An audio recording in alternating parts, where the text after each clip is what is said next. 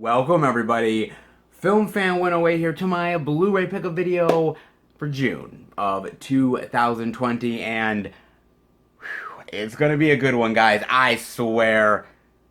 Oh, look at this beautiful stack of media. Oh, very, very nice, man.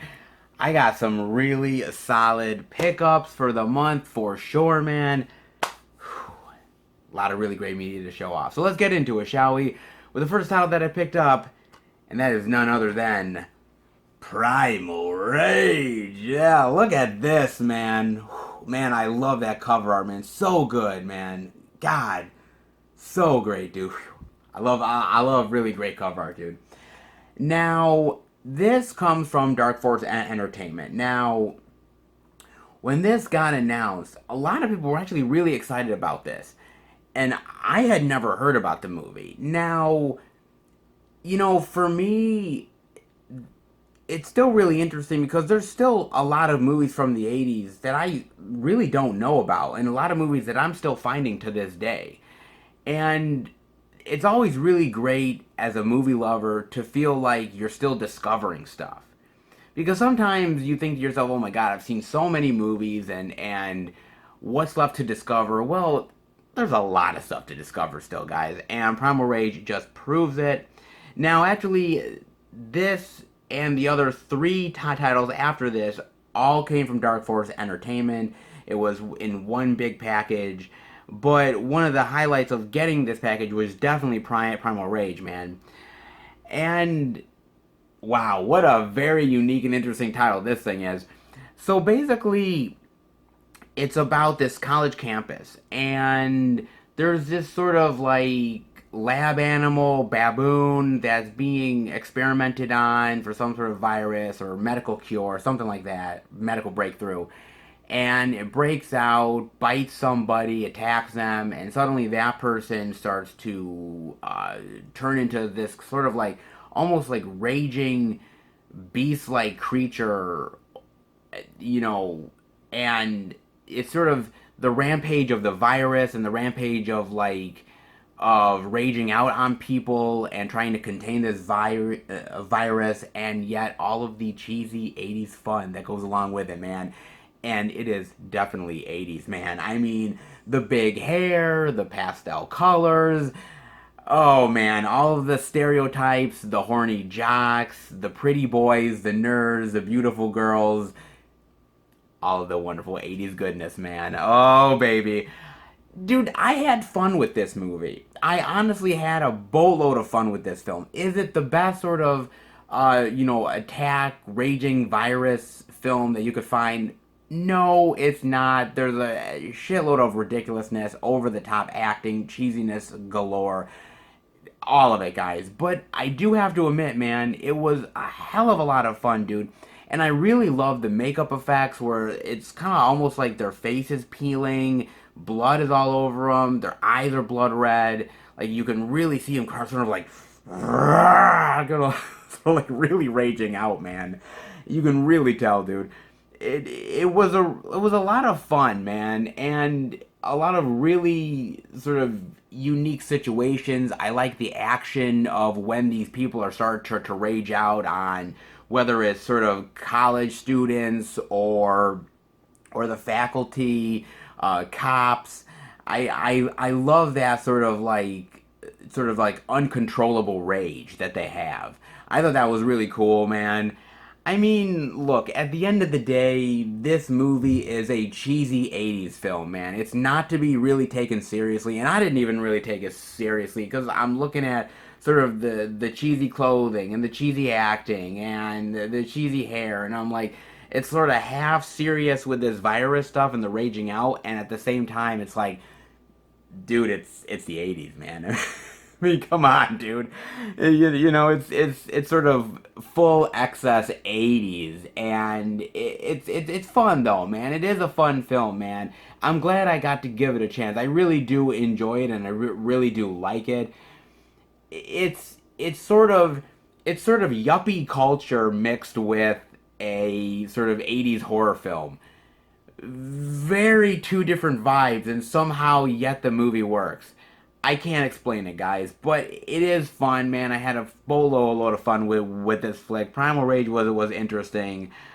Oh boy, there's a new party animal on campus. She'll bring out the beast in you. Very, very nice. If you guys have never heard of this and really like some cheesy 80s horror stuff, definitely get up on this one. It is really well worth it. Honestly, it is, man. Unfortunately, I have to admit that uh, there is no special features here, man. And I was really hoping that there was going to be special features here because I would have loved to have heard from some of the actors or the director or producer, anybody. And there's really nothing, man. And I'm kind of disappointed in that, but I'm starting to learn slowly but surely that sometimes I'm just happy to have the movie on Blu-ray, and that sometimes, yes, I love special features. I'm a special feature hound. But I also have to understand that sometimes you have to realize that, sometimes it's just happy to have this on Blu-ray because sometimes there's a lot of movies out there that frankly are still like in VHS and DVD hell and have not been upgraded to Blu-ray yet. So the more they get to Blu-ray that deserve it, the more they get the special treatment and the love, the better, dude. So I am happy to have this on Blu-ray, and it is a fun 80s film that I definitely will revisit over and over again. It's fun, cheesy 80s horror. You can't resist it, guys. Not half bad. Primal Rage. And the next title that I picked up, guys, is a Code Red title that is pretty much out of print. If not, then it's damn close to it. And I got it for the cover, man. I'm not gonna lie to you. I got it for the cover, dude. And boy, was I in for quite the ride. And that is none other than Zombie Nightmare, baby. Look at that. That's great art, dude. That is great, great goddamn art. Look at that, man. Ah, oh, so good. Man, Adam West and Tia Carrere, man. Woo! Remember Tia Carrere from back in the day? Yeah, smoking, baby. So, let's get into this, man. Now, it was interesting because when I was ordering this title, I thought to myself, God, I've never heard of this title. But then when I watched the movie, I realized, actually, I have heard of the movie. I've seen parts of it somewhere, somehow, some way. I just don't remember. But I hadn't seen it all, though. But I wanted to catch this, man. And, oh my God. This movie is basically about a young guy who ends up getting run over by the sort of rebellious, angsty teens. And he gets resurrected through this voodoo ceremony, ritual, whatever. And he exacts revenge on the people that did him wrong. There is more to the plot. I don't want to really go too far into it, but oh my God, man, this thing. Oh my God, this, dude. Okay, look. Primal Rage was 80s. Okay, I'm not gonna lie to you. But Zombie Nightmare? Zombie Nightmare is like the most, or actually has to be one of the most cheesiest low budget 80s that I have seen in quite a long time, man. And I have seen some shit, man. I've been there, dude. So, Zombie Nightmare, man. Oh my God, man. This movie, dude, it is ridiculous. It is so over the top and kind of cheapo, but yet really fun, and it encapsulates the 80s in the most weird, bizarre, and ridiculous way, man. I mean, when this young guy ends up getting resurrected, basically he almost looks like a zombie, but he's not quite a zombie. And going after the people, the kills are really cool. Some of them are off screen, but you sort of get the brutality of them. It's the acting that makes this thing what it is, because I'm telling you, like, this is a young Tia Carrere. This is like before Wayne's World. This is before a lot of that stuff. She is young here, man. And a lot of these actors, man, are just, it's amateur city up the ass, man. I mean, even Adam West here, Batman Adam West, dude. I mean, they even talk in the special features how back in the day, what would happen is these actors would work for cheap, right? So they would come in for maybe 2, 3 days, and you could get them because they're a name, and they work a few days, they get a decent paycheck, and they're out the door. And one of the actors they couldn't get that they really wanted, so they ended up getting Adam West instead. And Adam West, man, he's got a mustache. He has the same sort of talk and speak how you would think of him as Batman, and he just, dude, he's there for the fucking paycheck, man. But he's sort of, yet you're kind of like, dude, it's Batman. Like, it's Adam West, bro. And he's just like chomping on a cigar and pretending to be a police captain, and you're like, oh my fucking god, dude. The makeup effects are really cheapo, man. They're kind of like a halfway between a zombie and a human being. They're just really on the cheap side. The set design is cheap. The locations are cheap. The acting is cheap. The way this film is shot is cheap. Like, everything about this is on the cheap side, except somehow they ended up managing to get Adam West for some really crazy idea.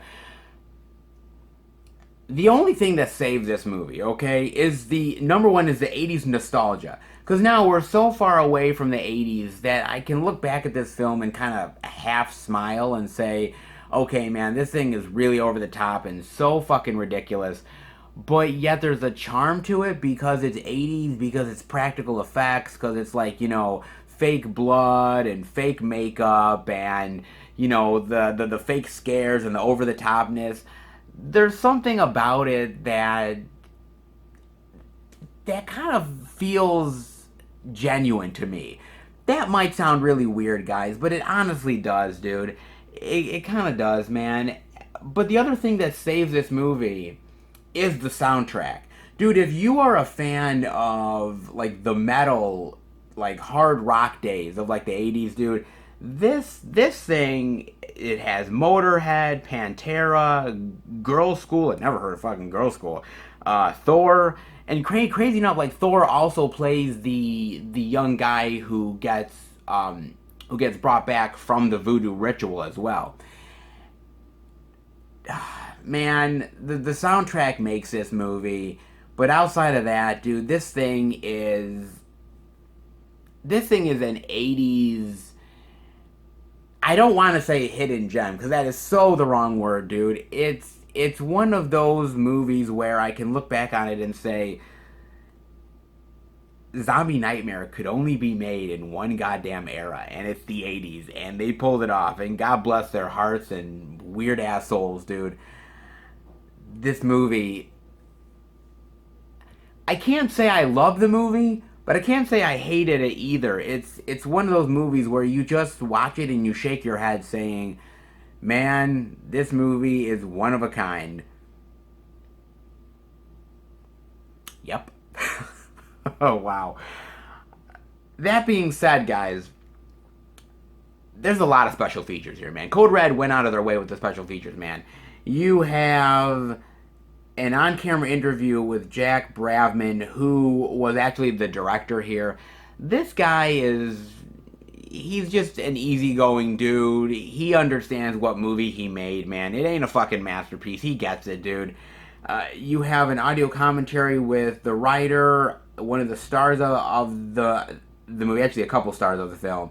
And, dude, they are having a ball with this movie, dude. They know what this movie is. They know how terrible this movie is. And they have no preconceived ideas about this being a fucking masterpiece. They get it, man.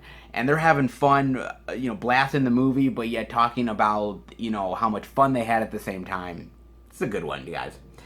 There's also Remembering Zombie Nightmare, an interview with writer John Fasano, director Jack Bravman, a couple of the stars as well. Now, interestingly, with the writer John Fasano here, and I want to kind of say this, John Fasano actually was originally supposed to direct this movie. He went through pre-production, he was telling his friends about this movie, hey, come and be a part of the film. He helped write it, and then the financiers in the studio screwed this fucking guy over, brought in a different director, rechanged his whole script, all that jazz, dude. It's such a fascinating... In fact, the story behind the movie is almost as fascinating as the movie itself. It's kind of crazy, dude.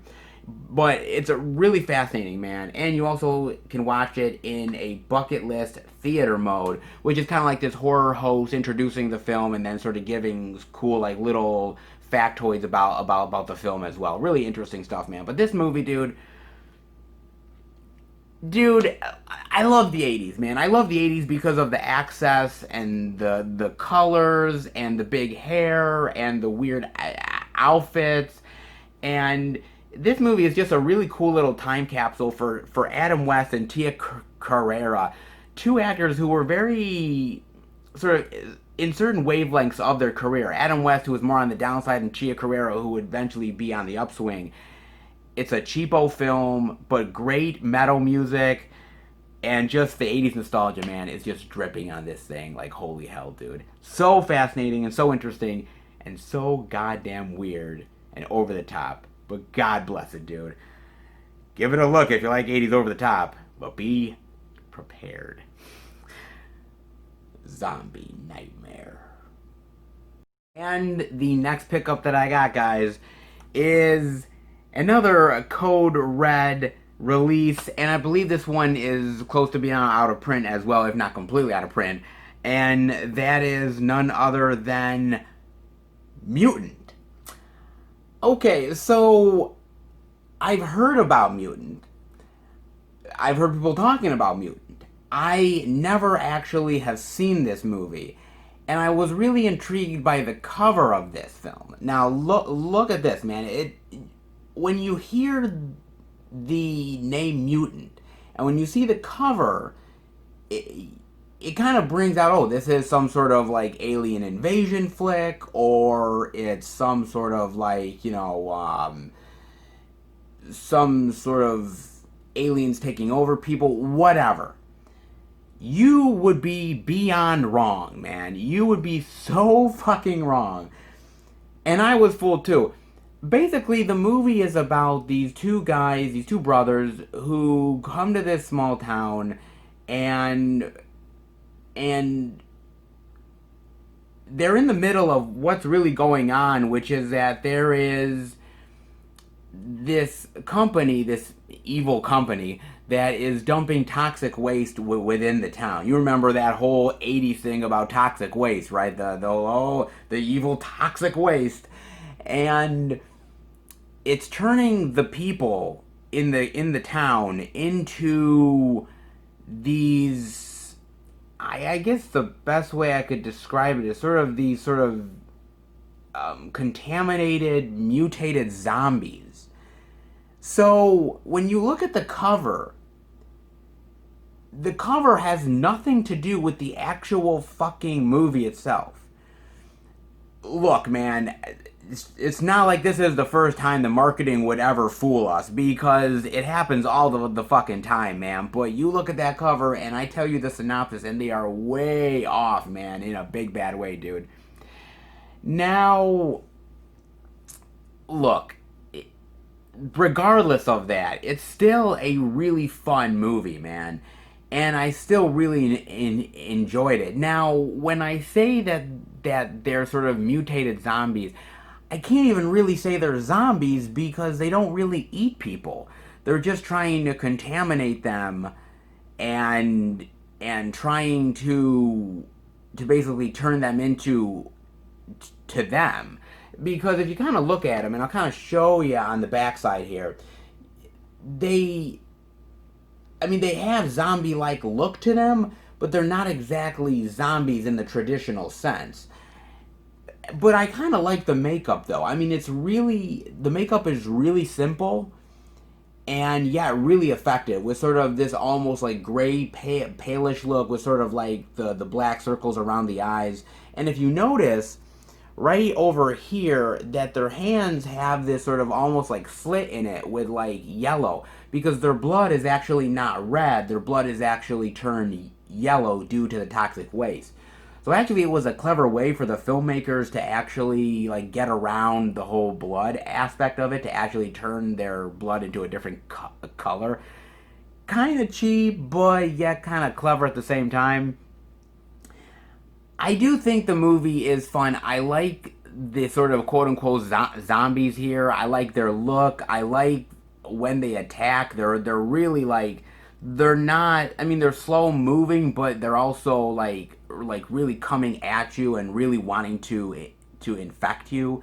I really like that a lot. And also I got to admit the acting here for like an 80s cheesy horror flick is actually not half bad, man. You know, I talked about Zombie Nightmare and Primal Rage as kind of being a little over the top with the acting. And yeah, it is kind of that way here too, especially with sort of like the 80s rednecks that are just way over the top redneck, man. But for the most part, man, I think it actually works. And actually, Wings Hauser is really cool here, man. You know, it's kind of weird because Wings Hauser, all the movies that I've seen him in and the ones that I have in the collection, he always plays the bad guy, man. He always plays this sort of really sinister evil dude. And here he's actually playing one of the good guys. You still sort of see that smarmy, smartass, sarcastic sort of way that he always is, but he's playing sort of the nice guy. He's playing the hero, which is so weird for me to see Wings Hauser playing that, man. But it works, dude. He does a good job here, man.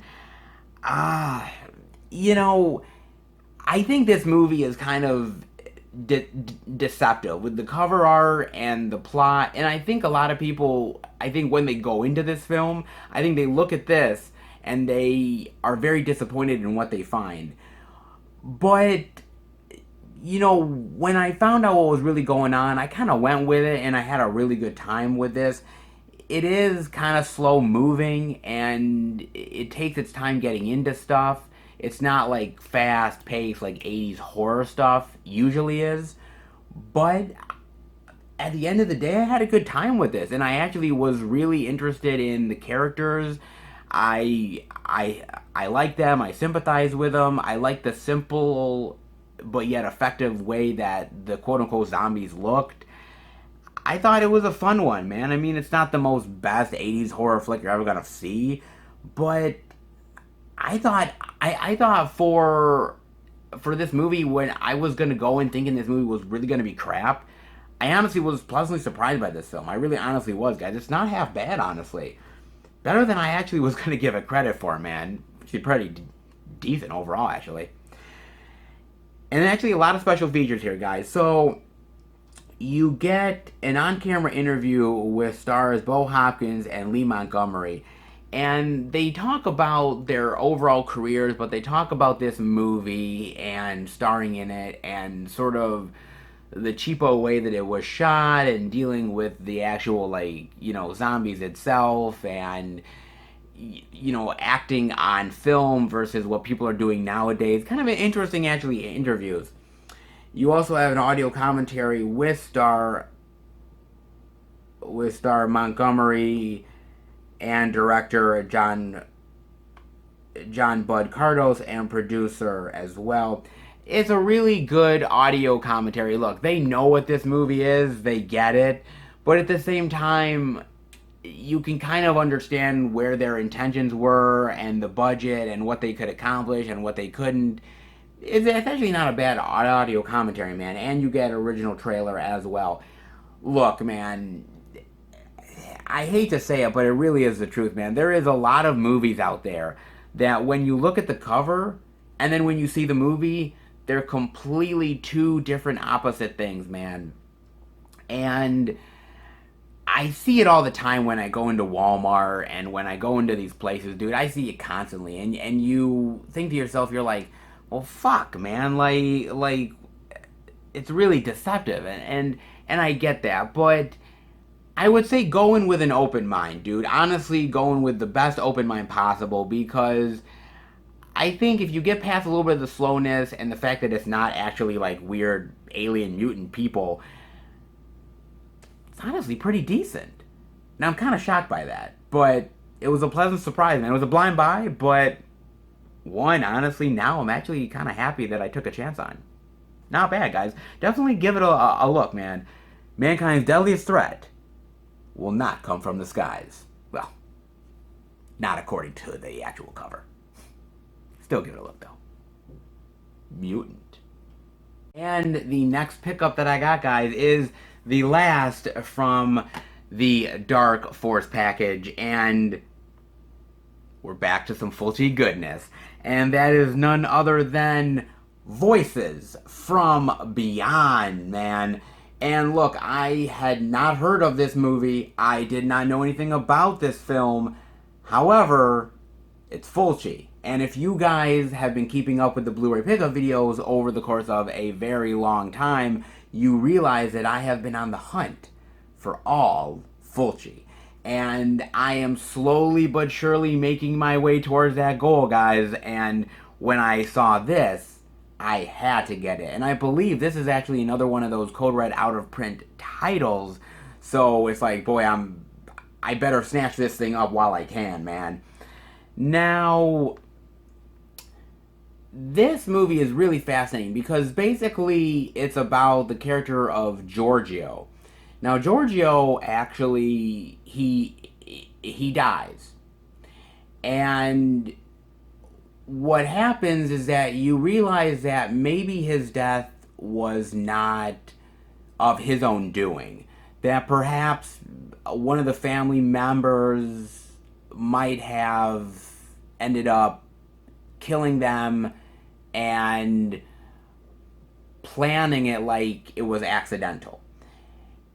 And while that's going on, basically from beyond the grave, he is communicating with his only legitimate daughter and trying to get her to solve the mystery of who killed him before he completely decomposes and he can no longer communicate with her. And it's sort of her journey in going through this mystery of who might have actually been the culprit in her father's death. It's really an interesting mystery, and it's a fascinating movie. You know, look, man, Fulci is known for horror. And when I mean horror, he's known for gore and full-on, like, you know, flesh-ripping and blood-spurting horror. You know, whether we're talking about Zombie, whether we're talking about, you know, the New York Ripper, you know, The Beyond, you name it. He's known for that stuff. But if you go and look at his other films, the ones that are more mysterious, the ones that are more like a giallo, I think you'll find that he's really great at suspense. He's really great at building a mystery of a whodunit, and he sort of dives you into the intrigue of a family drama and of the seedy underbelly of family dynamics. He's done it a lot in his movies. And this is another one with Voices from Beyond that I think is really effective, man. Because everybody within the family, outside of the daughter, has a reason for why they would kill this guy. And you go through flashbacks and you go through the motives that this family has. You know, some person, you know, gets, you know, cut off from their funding. Another person won't, like, you know, have them be a partner in their company. I mean, you name it. There's reasons for everybody to be pissed off, and there's reason for this woman to have suspicion of literally everybody. And I love how you don't really know who it is up until the final moments of the film when you can finally realize, oh my god, it's that person. Up until then, it's a complete mystery. You don't really know for sure. You have ideas, but you don't exactly know completely who it is exactly. And I like that mysteriousness of it. I like the idea of a who done it where you can't exactly tell who it is right from the get-go. Because, dude, trust me, I've watched a lot of these type of movies where I will guess the person straight away, and 90% of the time I'm usually right, man. And I kind of get a little disappointed by that because I like a nice little twist. And with Fulci, he gives you that twist, man, and it's really perfect, dude. I think this is really nice. I like the acting here from the actors. I really like the way the film is shot. It's almost has, in some ways, almost like a dreamlike quality to it. Like you're in this sort of vivid, surreal dream at times. It's really interesting, fascinating. I like sort of the deep colors there, whether it's of the body actually decomposing, of the deep red blood. Like there's so much really great stuff. Even when he's getting like his autopsy, really great stuff there too, man. I think this is a really genuinely interesting, mysterious thriller that is really well made by Fulci, man. And I believe this is actually one of the last films that Fulci ever did. I believe it's one of the last ones, if I'm not mistaken, man. Now, actually, there's a couple of quotes here. One person says this is Fulci's last good film. Well, I happen to think most of Fulci's films are good, but whatever, man. But he does a really great job with the nudity and the gore, but it's not over the top, it's not overdone. But I think it's the story that really got me, man, because like I said, I like a good mystery. I like a good whodunit. And I think outside of some of the bombastic horror that people know Fulci for, some of his more lesser known movies are really cool giallos, really cool sort of mysteries that to me are even more fascinating than the ones he's more well known about. I think these ones are more intriguing to me, so I really like this one a lot, man. I really do. I didn't really know what to expect with this. I knew I wanted it because it's Fulci, but at the same time, I'm like, oh, okay, this is one of his last films. It's not really a well-known title. I don't think many people really know about this one, so I was kind of on the fence, really hoping it was good, dude, because again, I love some Fulci, and I wasn't disappointed, man. I like this one. I thought it was good, dude. But I will say what is disappointing here is that we get no special features, man. I was really hoping for special features, dude. I really honestly was. Because I wanted some sort of like interview with some of the actors or producers or somebody, man. I really wanted it, man. And we just didn't get it, dude. Maybe they couldn't find anybody. Maybe nobody wanted to talk about it. Maybe a lot of people are gone from this production. But I really wanted it, dude. But just the fact of having this yet another Fulci film within the massive Fulci collection that I am amassing is well worth it, guys. Look, man, Fulci is such a really amazing, unique filmmaker, and I think he is so... See, on one hand, he is so appreciated, and yet he's also so underappreciated as well. It's very interesting. Sort of some people really latch on to a few of his films, and they latch onto him, and those are the ones he's known for. But there's so many more out there that are so like unknown and deserve so much more love, like Voices from Beyond, that I think people should really dive into more of his work, man, because he's so unique and interesting. Definitely give this one a look, man. If you like a little mystery, intrigueness, it's not bad, dude. Definitely give it a look, man. And from the Master Fulci, you can't beat it, man. Not half bad. Voices from Beyond. And the next title that I got, guys, is from 88 Films, and it's part of their Italian collection. And what an interesting Italian horror flick this one is. And that is none other than Macabre. Oh, look at that really great slip, man. Love that slip. Awesome. And on the inside, you get really great artwork as well. Ah, lovely. Okay, so let's talk about Macabre. Now, I had not heard about this movie before. I really hadn't. Now, to be fair, Italian horror cinema is not sort of my immediate go-to. There is certain Italian horror that I love, but it's not.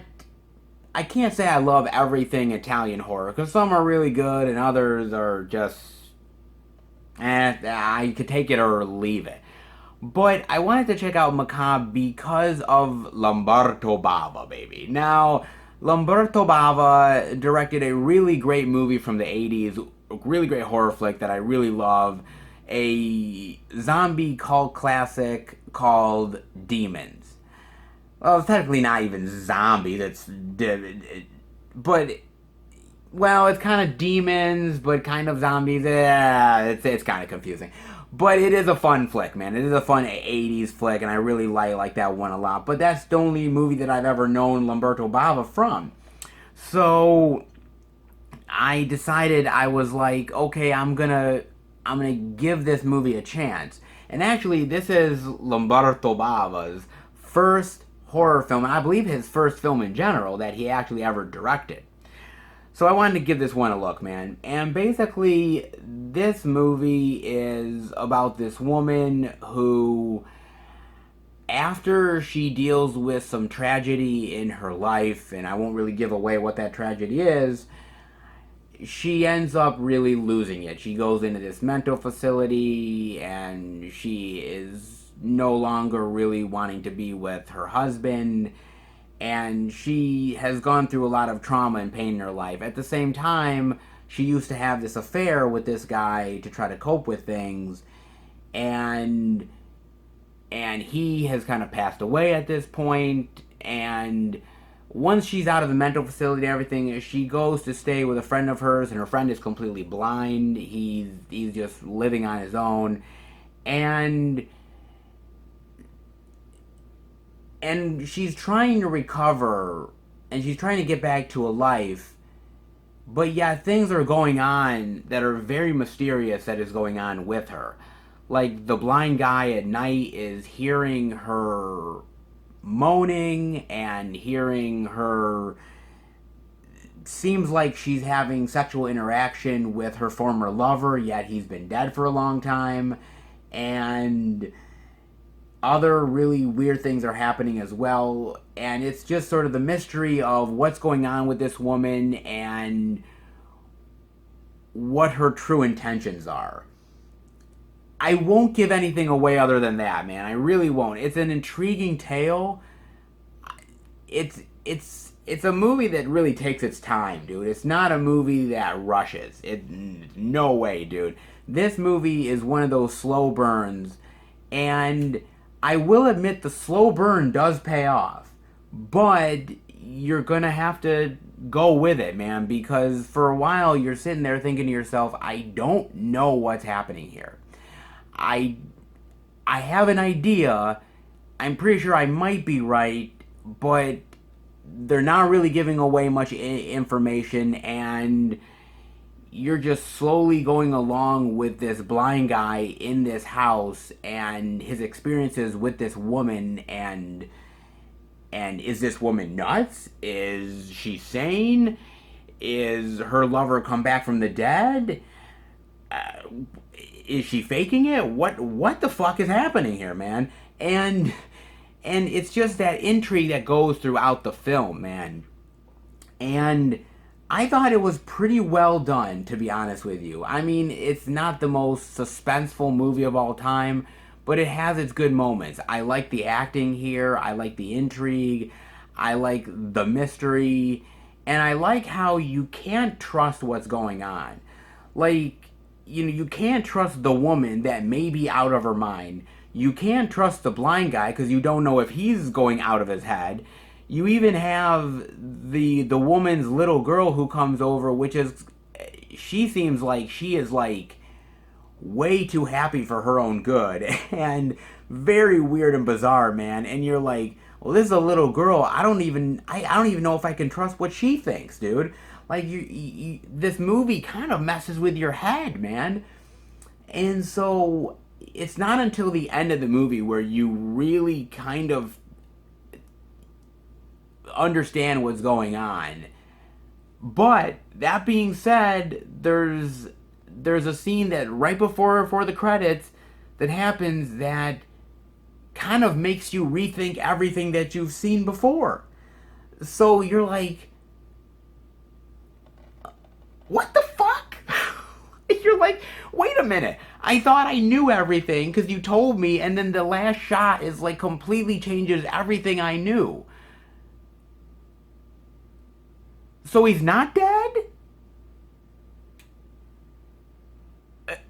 Wait, what? Like, it just, oh my god. This movie's kind of a mind fuck. I'm not gonna lie, man. But that's kind of why I enjoy it and kind of why I like it. Because you can't exactly nail down the movie. But that's why I love it, dude, because you can go back and rewatch the movie and you can look at all the info that you have and it completely changes the way you view the film. I think it's honestly a really fascinating movie, man. I really like it, especially for somebody like Lamberto Bava, who became obviously a great Italian name in cinema, seeing this as his first major film, but also in sort of Italian horror aspect. You know, you have people like Dario Argento, you have people like a Fulci, and you have obviously people like Mario Bava, Lamberto Bava's father, and so you have really great directors within that genre, within Italian cinema. And I think this is a really interesting sort of take on a giallo horror flick, which is not half bad, man. Like I said, it is a slow burn, it is slow moving. I know some of you guys are okay with that, and others are kind of like, dude, I needed to sort of like pick up the pace, man. I'm okay with a little bit more of a slow burn, as long as it's intriguing, as long as I'm hooked. Because if I'm not hooked, then the movie kind of becomes a bore. But this one I was hooked on, and I did like it, man. So I thought it was good, dude. And 88 Films did do a really good job here, man. I mean, you do get the limited edition slipcase. You end up getting a limited edition booklet that comes inside here as well. You also end up getting a new interview with director Lamberto Bava, and he really talks about making this film, you know, why he chose this as his first film, how he was working as an assistant director for other filmmakers, how it was easy for him to get into the directing business because of his father. So he's not unaware of the fact that he had a certain amount of privilege to him, but he is grateful for it. So he does talk about that. There is an audio commentary with giallo experts Troy Howarth and Nathaniel Thompson, and they do really talk about this film as a fascinating film within the giallo genre. About Lamberto Bava, this being his first film, how he went to as a director after this, his influences, very fantastic audio commentary. You also get here an alternate Italian opening and credit titles, original trailer, and of course reversible sleeve as well. This is a unique giallo for a lot of very different reasons. And look, I can't say I love every single giallo, guys. There's a lot of them that I just don't like, but there's a fair amount of them that I actually really do enjoy and think they're fun deep dives into cool little mysteries and a cool little thriller. And I think this is one of them, guys. I mean, if you're into Italian cinema, give this one a look, man. It ain't half bad. Macabre. And the next pickup that I got, guys, is some Scream Factory goodness. And this one I thought I would never actually see this ever get any sort of collector's edition love. But they all are about to do it at some point, and damn glad this finally got a little love. Whew, it's about damn time. And that is Escape from LA, baby. Yeah, look at Escape from LA, man. Look at that great cover art. God damn it, man. That is awesome shit, dude. Ah, man. God, gotta love that, dude. And on the inside, some very great artwork there. Very wonderful, man. Oh, Escape from LA. My God, man. This one takes me the fuck back, dude. Wow, man. Escape from LA. Okay, so everybody loves Escape from New York, right? I mean, Escape from New York is considered a John Carpenter classic. Of course it is. It's a great film. It's a great John Carpenter movie. It's a great Kurt Russell flick. Checks all the boxes. But I think you guys will find that Escape from LA is one that doesn't get a lot of love from people. Doesn't get a lot of love from Kurt Russell fans. Certainly doesn't get a lot of love from John Carpenter fans either. It's kind of... I wouldn't say this movie is a redheaded stepchild exactly, but it's one of those movies that I think... I remember people really being hyped about this movie. You know, look, John Carpenter and Kurt Russell teaming back up again. Kurt Russell coming back to a really great character in Snake Plissken. So there was a lot of hype for this movie, a lot of high anticipation, and I think a lot of people were disappointed because I think they compared it to Escape from New York. Whether rightfully so or not, you know, look, we can debate that, man, but I think maybe when it came out, it might have been unfairly judged. And it's been that way for a long, long time, man. I do think the opinions on this movie have softened over the years, but I think the consensus is that it's not as good of a movie as Escape from New York, and I will definitely agree with that. Basically, this movie is about Snake Plissken, Kurt Russell's character, finally back in action again, and he gets caught by the government, and this government, man, is... They have these religious beliefs, they have these beliefs of the being the best human being possible, and you could only do these certain things and these type of rules, and if you break these rules, then you're out. You are no longer an American as far as we're concerned. You are no longer a law-abiding citizen. We are going to send you to this part of LA that has been devastated by an earthquake and has been divided from the rest of the United States. And we are going to send you there, and it has some of the most detestable and evil people, and we are going to send you there where we will never see you ever again. And that's where Snake Plissken goes, but he only goes there because he has a mission to deal with. Basically, the president's daughter has stolen this black box, and he is sent on this task to retrieve the black box and bring it back to the president before his time runs out. Now, look, dude, can you guys believe it that I actually watched this movie before I ever saw Escape from New York? This was the first Snake Plissken I ever got to experience before Escape from New York, man. So, I'm not gonna lie, this movie has a special place in my heart, dude. It's one of the very first Carpenter films I ever watched. I don't know if it was the first one, but it was one of the first Carpenter ones I ever watched, dude. And I fell in love with this movie. I fell in love with Kurt Russell's sort of grizzled Snake Plissken character. And I really love this world of these killers and scumbags and completely detestable human beings that are on this sort of island who are just trying to survive. And I just thought it was really fascinating, and I love the adventure that Snake Plissken goes on, dude. I thought it was really cool, man. I honestly did, dude. And this was just a fun blast of a movie, man. I think Kurt Russell's having a ball with this role. I think he loves playing Snake. I think Carpenter loves diving into the world of Snake Plissken, man. I think he loves diving into these weirdos and these odd people and these dregs of society. And what's interesting about a movie like this, and even a movie like Escape from New York, is that Carpenter sides with the freaks and the weirdos. Like, that's who he sides with. He doesn't side with the government. He sides with these outcasts because he looks at it as the government being bad. They're evil people. They decide the rules. They decide who lives and who dies. They decide who go to this island. They decide what's right and wrong. And I think Carpenter comes at it through this message of saying, well, just because you think it's right and wrong doesn't make it that way.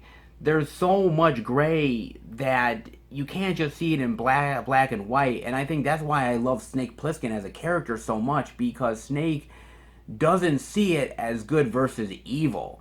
You know, he sees that, you know, anyone has the potential for evil and anyone has the potential for good, but he's always skeptic of people because he learns not to trust them. And I really love that about this character, and I love that about this world, man. And Carpenter does a great job envisioning this world. I love the rundown LA, the old school buildings that are easily recognizable, but they've turned into just shells of themselves. I love all the the creepazoids and the weirdos on this island, man. They are so cool, dude. I love the people that are like have gotten plastic surgery up the ass, man, that look like they're just mutants at this point, to the bad guy Cuervo Jones, who is like this radical extremist who has all these people on his side. I love sort of newer people coming to the island, you know, who are trying to still believe in something good in their lives, but you know they're gonna turn into really evil motherfuckers. You know, you've got the skinheads and you've got the surfers and dude, it's got every single thing to it, man. And I just loved it, man. It was so cool to me at the time watching it, and rewatching it still is fucking cool to this day, man. Many people might not like this movie, but I have a fucking ball with it, dude. I think it's fun as hell, man. I've always loved this film, dude. Really fantastic, dude. And I gotta admit, man, Scream Factory gave it a lot of love, man. Really honestly did, dude. I mean, you get new interviews with actors Peter Jason and George's Carrara Face. You get visual effects artist David Jones talking about this film, and you get a phone interview with Bruce Campbell talking about his role as sort of the plastic surgeon of Beverly Hills, which is a great role, man. And, you know, what's interesting about this is that, you know, the visual effects artist David Jones, he talks about this movie, and he literally apologizes in his interview, because one of the things that really people have pissed on about this movie is the visual effects. And look, I get it, dude. The visual effects in this movie are not nearly as good. I think this movie, it was like around 96 or 97. I remember this coming out, and visual effects at that time... Look, man, Jurassic Park came out in 94. It revolutionized the whole fucking world, man. You look at stuff from T2, and I think filmmakers used it because it was a cool new thing. And I think a lot of them didn't really understand how to use it, and I think a lot of people just used it for the sake of using it. And sometimes it turned out great, and other times it turned out like shit. And this was one of the times where it turned out like, yeah, kind of thing like that, man. Look, I think it's not terrible. I mean, look, it's not American Werewolf in Paris, okay? If you guys have watched American Werewolf in Paris and have seen that CGI of the werewolves, dude, this looks like fucking a masterpiece compared to that shit. So, yeah, man. But look, I get it. I understand it, dude. But he talks about how they were doing the visual effects back in the day, and... you know, and how obviously they wouldn't do it that way now, but they were under a lot of pressure, and it's a very fantastic interview. The one thing I will say is I'm kind of disappointed that we didn't get an audio commentary with Kurt Russell and John Carpenter, dude. I wanted that so badly, man. I so did, dude. And I get it that with the coronavirus and everything happening right now, it's hard to get people in the same room together to do things. And I think with technical issues aside, it's not easy to pull off. I understand it, dude. They did as best they could with this, but I still am so happy that there's a collector's edition of this release, man. I love Carpenter, man. I think Carpenter's great, dude. I mean, okay, Later Carpenter is not as good as early Carpenter. Okay, I get it, man. But for me, I love Escape from LA, man. I love it just as much as I love Escape from New York. That might be a blasphemous thing to say to you guys, but I love this flick, man. I think it's fun. I love the cheesy quality of this flick. I love the actors in this thing. Everyone's having a ball here. Bruce Campbell, Peter Fonda is here. Steve Buscemi, Stacy Keach, Cliff Robertson, Pam Grier in a role where she's having a man's voice. Like, I'm like, this is great, dude. Like, I love this movie, man. And I've always wanted to own it, but it's always had a lot of bare bones releases, and I've always held back. And when Scream Factory announced this, I was like, oh my god, dude. Scream Factory's putting out a collector's edition of this shit? Like, I had to get up on this, and I'm so happy, dude. This movie, oh my god, man. I can finally say I have a great edition of Escape from LA, and I thought I would never say that in a million years, guys. It is so great, man. If you're a fan of Carpenter, dude, it's not the best Carpenter, but it's not the worst, and it's a hell of a lot of fun, man. Give this one a look, dude. Ah, and Kurt Russell as Snake Plissken, always good. Call me Snake. Escape from LA. And the next pickup that I got, guys, is a Paramount release, and that is none other than Urban Cowboy.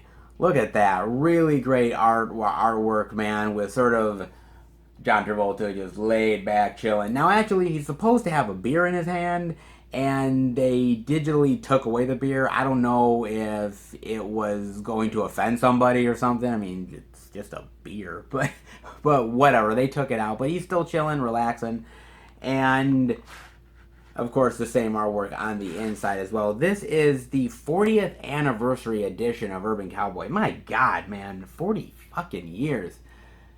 Jeez, dude, I'm feeling a little old, man.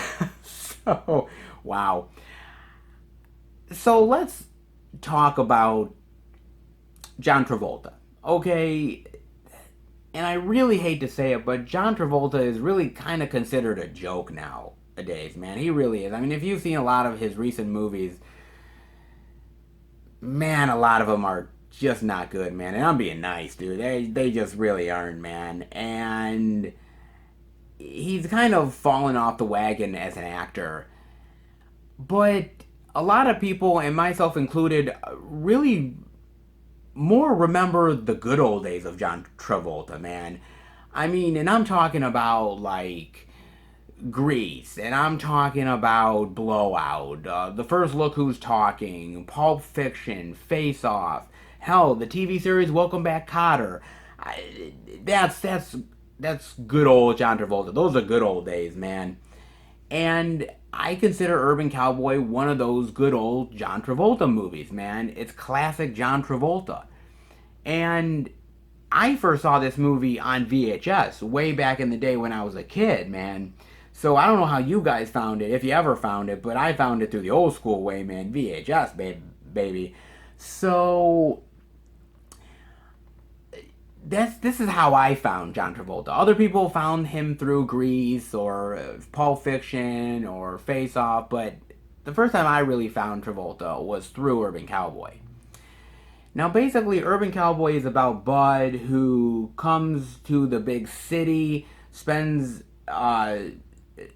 time there with his aunt and uncle, wants to make a name for himself, wants to make a life, and it's basically just a story about him falling in love with a woman, falling out of love, spending his days having fun at this honky tonk, and just living his life and the joys and the complications of that. And it's a really well done movie, dude. It's so good. I honestly, this is one of the best Travolta films of all time. Maybe you guys would agree with me, maybe you disagree with me, I don't know. But I think this is really fantastic, dude. I really love this movie so much, man. And for me, I think the acting is phenomenal here. Travolta is really believable as Bud. I think Deborah Winger here, who plays Sissy, his love interest, man, back in the day, dude, Deborah Winger was amazing, man. In terms of endearment, this movie, she was great, man. And I sort of miss Deborah Winger. Rewatching this movie, I was just like, God, I miss how great Deborah Winger was, and she was such a really wonderful leading lady, and never got a chance to be like as good as someone like, or as much of a household name, I guess, as much as like Meryl Streep was or something like that. But man, I think she had the talent, but unfortunately never really got there, dude. But I mean, there's so many really great people in here. Even Scott Glenn, who plays sort of the main bad guy of the movie, he's really intimidating and menacing and a badass, and he's really fantastic here too. Everything is great here, including the country music. Okay, look, man, I am not a country music fan. I'm gonna throw that out there. I'm sure some of you guys are gonna be like, "What? You're not a country music fan?" It's just not my thing, dude. It's not that I hate it. It's just that I don't really get into it. But the soundtrack to Urban Cowboy is the absolute exception to that rule, man, because the Urban Cowboy soundtrack is the best country music that I've ever heard in my life. This is one of the best country music soundtracks ever. I love the music here so much, man. I love that. I love the old school sort of cowboy dancing. I love the whole stuff with the mechanical bull, with like the great mechanical bull stuff. So fantastic, dude. There's a really great whole like through line of the mechanical bull and a competition with that you're like, wow, that's like old school country bars having the mechanical bull and riding it and proving you're a man. Like those are old school days, man. I've always sort of envisioned myself wanting to ride a mechanical bull, and just realizing how much of an ass I would make out of myself by riding a mechanical bull. I'd probably like lose any masculinity I have left. So probably it'll continue to be a pipe dream, but it's always one I thought, oh, maybe bucket list, but I'll probably just keep it a pipe dream, guys. But I think the movie is so well made and so well done. I love the romance aspect between Sissy and Bud. I think it's really believable and it's very heartfelt. And it's interesting because I saw this movie with my girlfriend. I sat her down and we watched the movie together. And my girlfriend is somebody who believes in feminism, a strong believer in women's rights and women's freedoms, and I believe in everything that she believes in. And what's interesting about this movie is this is a really old school film. I believe it came out in '80. And, there's moments in this film where Bud really talks to Sissy about, you have a place in the kitchen and you're the wife and you're meant to do this and that, and you're not supposed to be riding a mechanical bull and you're not supposed to be doing this. I'm the one that makes the rules. I'm the man. And so we're watching the movie. And I'm thinking to myself, oh my God, what is she really going to think about this? Because that's like my first thought. And, at the end of the movie, well, actually before the end of the movie, because Bud and Sissy sort of break up, partway into the film, and Bud gets with another woman, and she gets with another man, and they sort of break up. And before Bud and Sissy eventually get back together, because, a love story, they got to get back together and everything, I asked my girlfriend, I said, who do you think Bud should be with? Should he be with this other woman that seems to be this really great loving relationship, or is he meant to be with Sissy? And she said he's meant to be with Sissy. They're meant to be together, and they're in love. And I questioned her. I said, well, why? Because this relationship is so volatile. They're yelling at each other constantly. They're screaming at each other. They're fighting nonstop. He's very controlling, and I mean. For somebody that believes in feminism and how they have a place the same as men, this is not that type of relationship. It's a very traditional old school type of cowboy type of relationship. And I sort of grilled her on it. I said, why? And she's it's just that's the story. They're meant to be together, and you can truly see that they're in love. And I think that comes down to the storytelling. That's plain and simple, man. That comes down to storytelling, dude. the fact that the story was so believable with Sissy and Bud and their love for each other that it may feel like, this old school, I'm the man and you're the woman and you're meant to be in the kitchen and clean and everything, but you can feel the love and you can feel how much they care for each other. And that's the storytelling. And if you do really great storytelling and if you can make a convincing story and a convincing romance, then anybody will be able to believe it and anybody will care about their story within the film. And my girlfriend really believed that they are meant to be together. So, you know, a good romance in a movie will do that for you. And I think this romance really hits it over the head, dude. It really honestly does. I think it's really great. It's a really great, well made romantic story that works. And even for some people that don't believe in that old traditional stuff, it still convinces them, man. Not half bad, dude.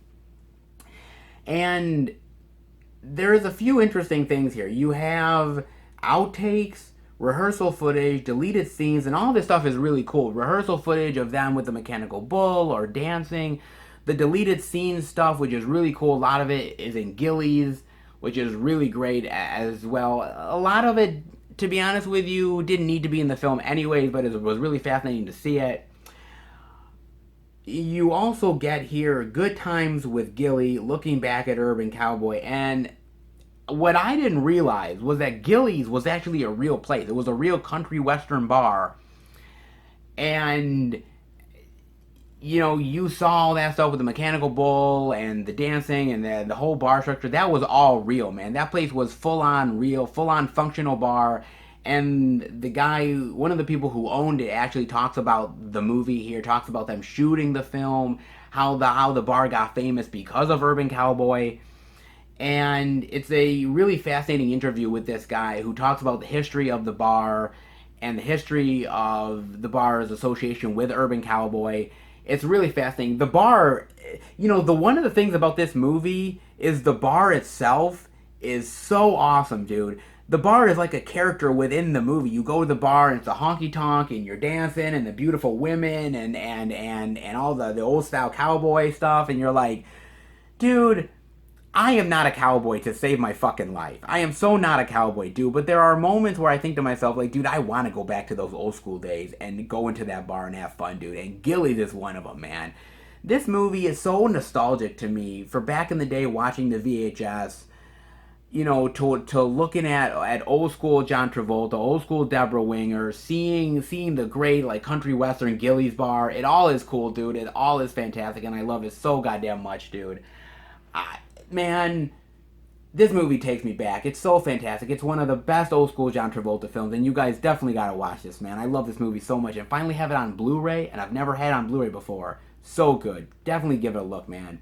Old school Travolta. Can't beat it. Urban Cowboy.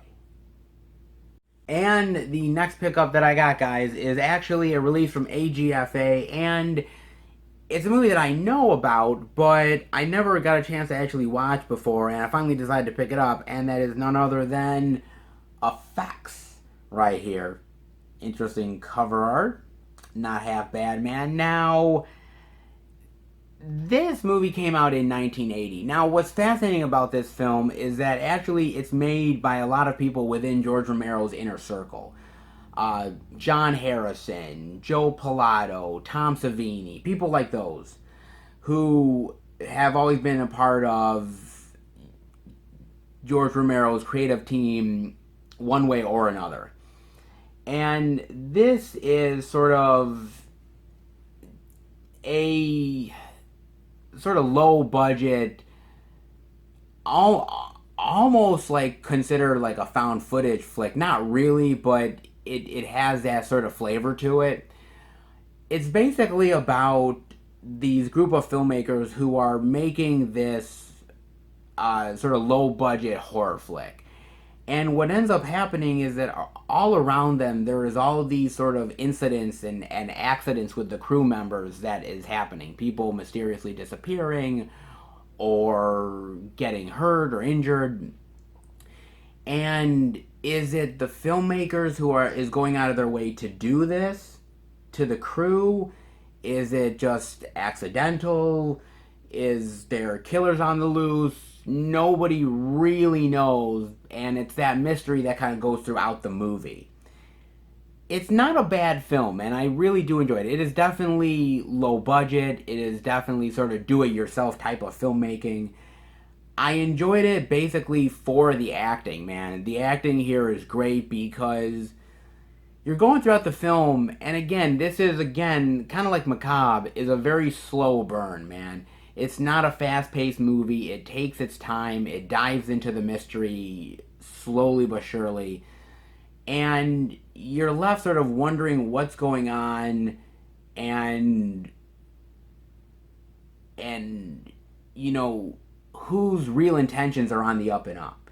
Like, that's really where I was sort of going with the film. But there's there's a certain part in the film, a certain point I should say, where they watch this movie, and the movie is a snuff film, and you can clearly see that this woman is getting killed by this person that looks like an executioner, and you realize, you're like, okay, this is a turning point in the film. Whatever happening here is intentional for a certain reason, whether it's to elicit a certain emotion, to make the film a certain way. Something is happening here, and it's the mystery and the intrigue of that I really like, man. I like John Harrison, who plays the director here. I like Joe Pilato. If you guys know Joe Pilato, you know him from he played Rhodes in Day of the Dead. He was fucking awesome in that movie.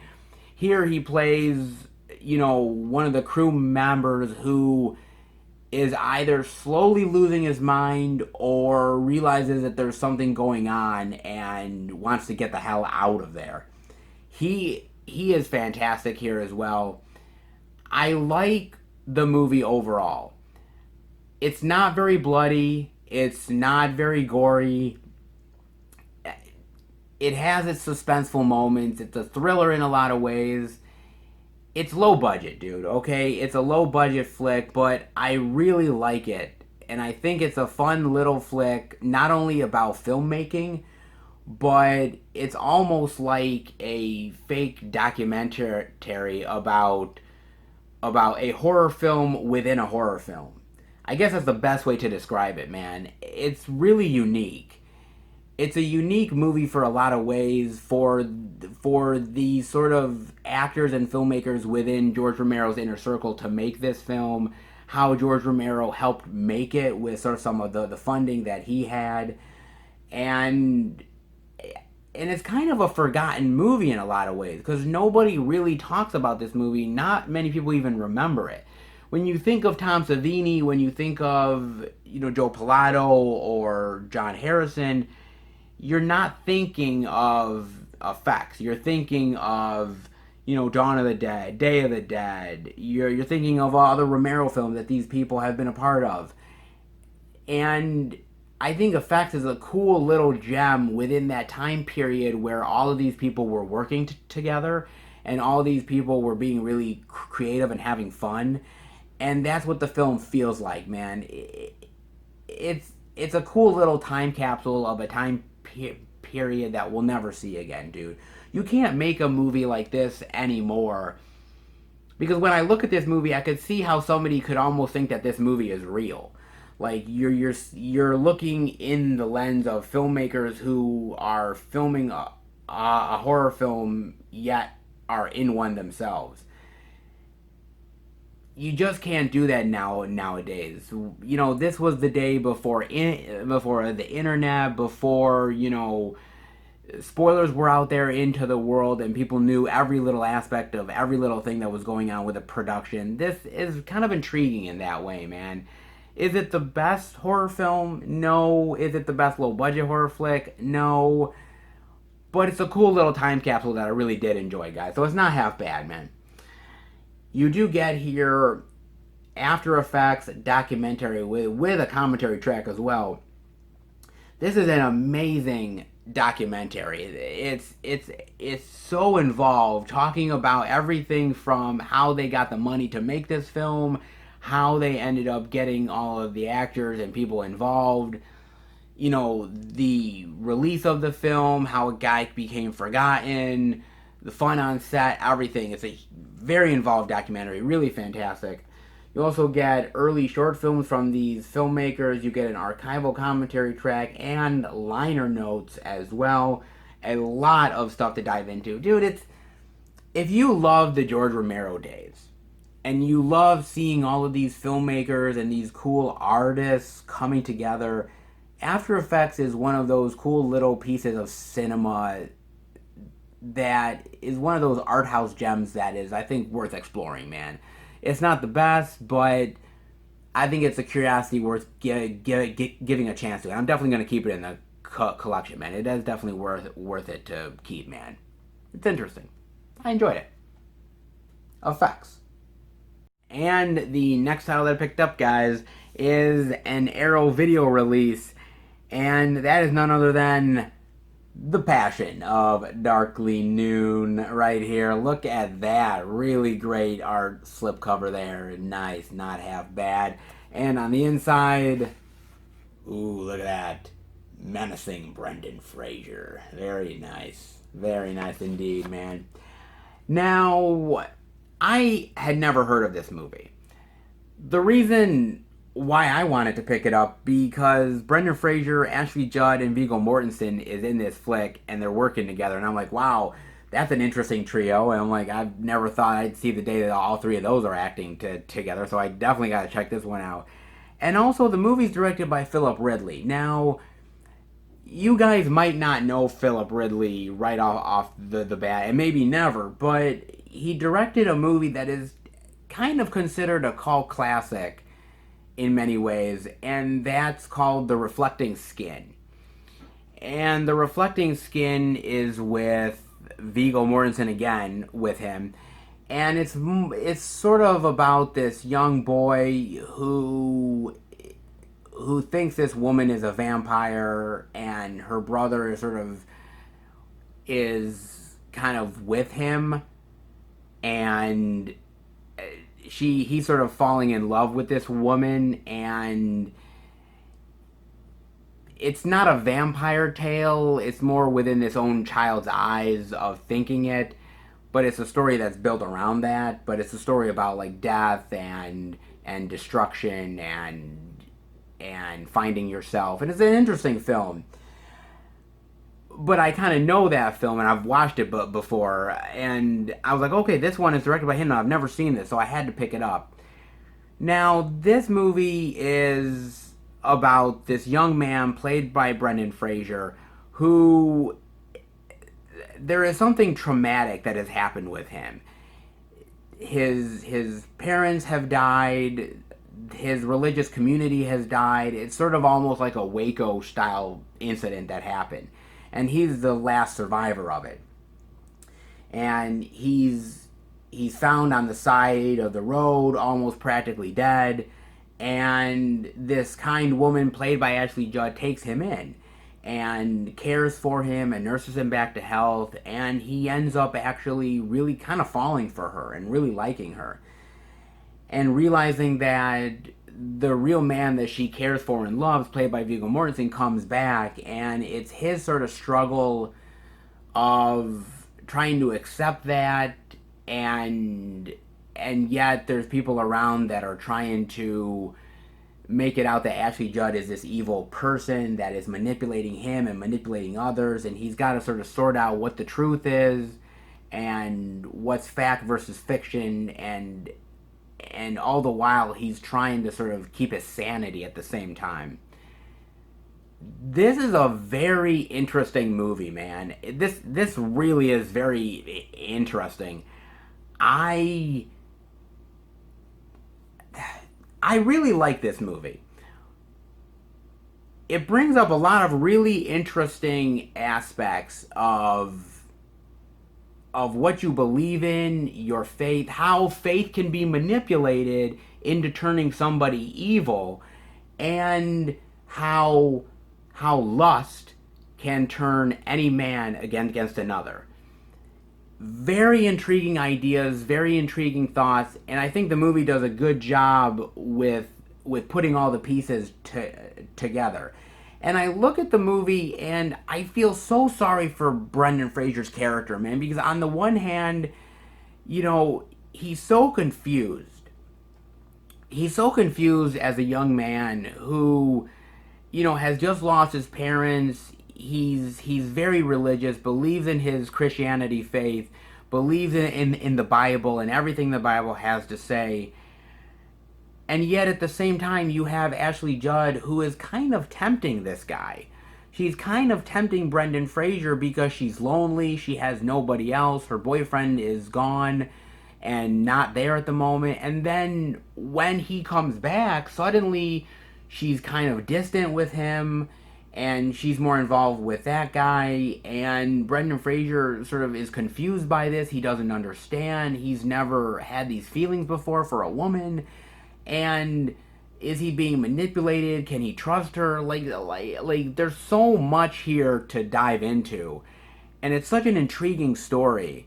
And I think the acting here is phenomenal, especially from Brendan Fraser. Now you have to understand, this movie came out in 95. Now by this point, he had already done Encino Man, he had already done With Honors, and I believe School Ties at that point, if I'm not mistaken. Uh, he had done a lot of big stuff, but he hadn't done like The Mummy yet. He hadn't done like the big, like everybody knows Brendan Fraser film. Then you look at Ashley Judd, and Ashley Judd was very unknown at this point. She had not done movies like Kiss the Girls or anything that would catapult her to her career. So she was like really young, really fresh in this film. And then you have Viggo Mortensen here, which Viggo had done a lot of stuff at that point. He had done Texas Chainsaw Massacre 3. He had done some indie stuff, but he hadn't done a lot of other things that would give him recognition, like Lord of the Rings and everything like that. So this is a very interesting point in a lot of these actors' careers. Brendan Fraser was slightly well known at that point, but not completely. And the other two, Viggo was a little well known, but actually does not so much, man. So this was very a young time in their careers. And it's a very interesting experimental film. They all do a fantastic job here. The directing is phenomenal, and it's almost like the film is, it's almost like a dream. Like when you're looking at the film, the way it's shot, the way it's edited, the way that it's played, it almost feels very dreamlike. Like you're inside somebody else's head. Really, really intriguing stuff here, man. I really like the film, dude. I really do. There's so many really great things going on here. Who can you really trust? How much of your faith can you really believe in? You know, can you trust your own desires?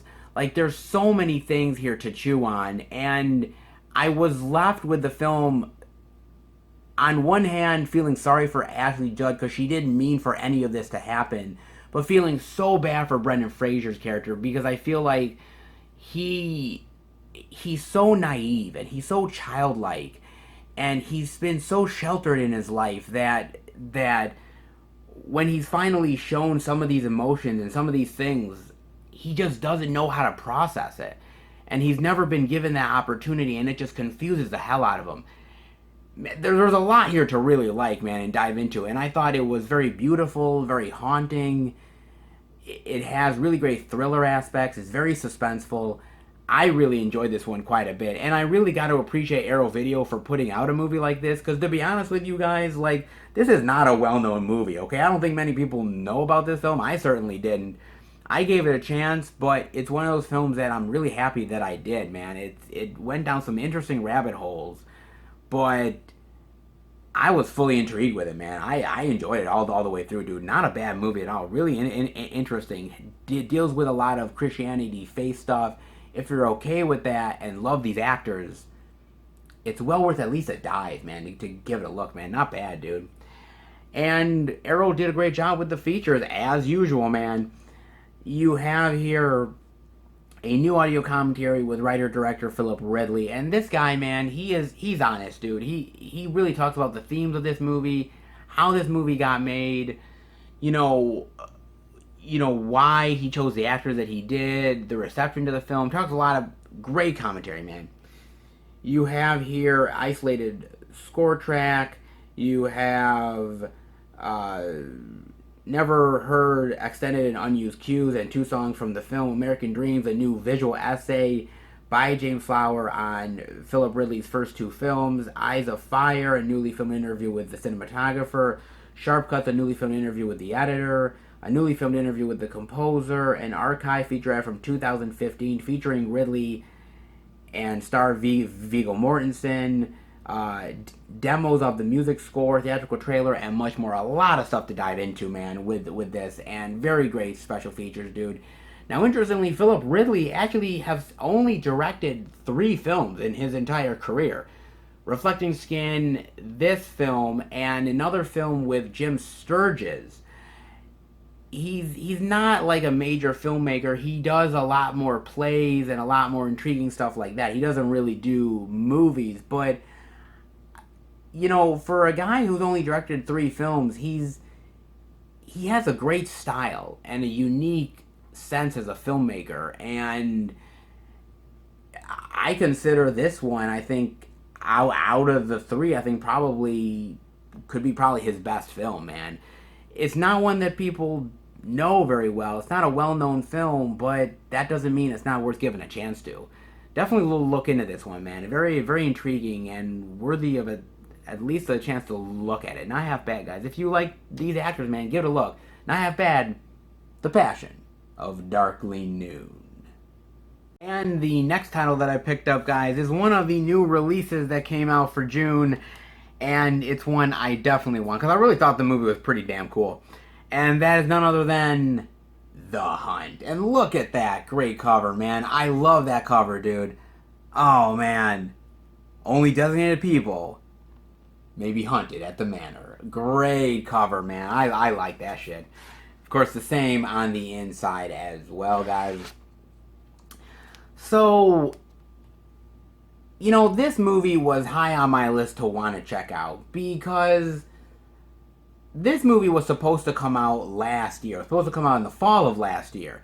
And due to some political stuff that was going on with the president and some mass shootings that happened, Blumhouse decided, you know what, man, we're just not going to put this thing out, dude, because it's just not the right time. There's going to be protests. The movie's going to be drowned out.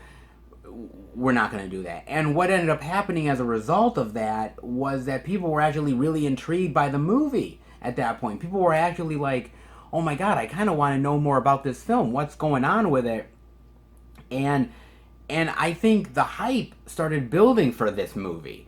Because I think before that, I think people were interested in the film, but I don't know if there was as much hype. But when that happened, I think people were like, wow, you know, political people are trying to silence this film, and oh my God, who knows if it's going to go straight to DVD or Blu-ray, because nobody really knew at that point.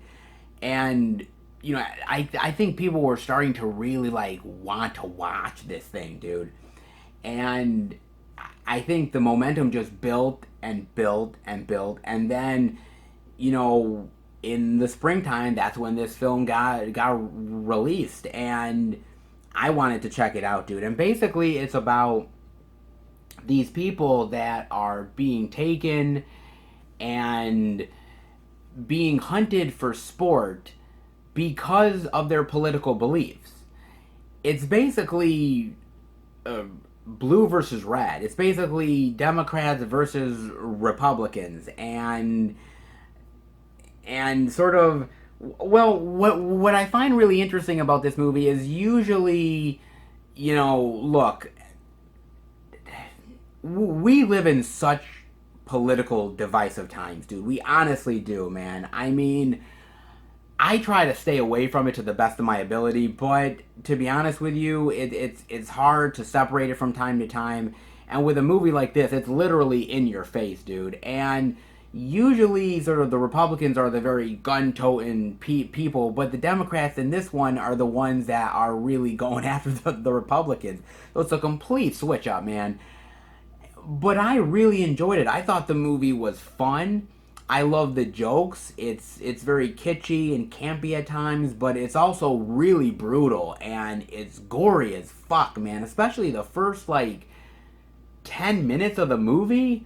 10 or 15 minutes, man, it's like people's heads are getting blown off, people are getting shot with arrows, heads are getting lopped, like people are dying left and right, dude. And what's really great about this is that it kind of takes that old Scream logic of like you think someone's going to be a main character and then they get killed off and you realize like, oh, that person was never the main character, and it kind of does a really great switch up.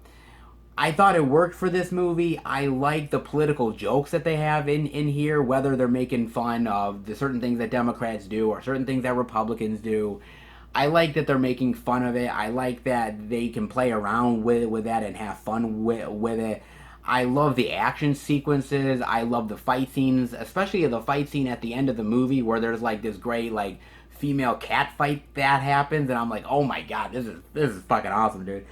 I love that. Like I said, the blood and the gore here is phenomenal.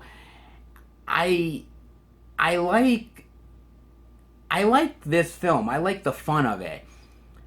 Now, the thing about it is that without the political tone in this movie, I think this film would be average at best, to be honest with you.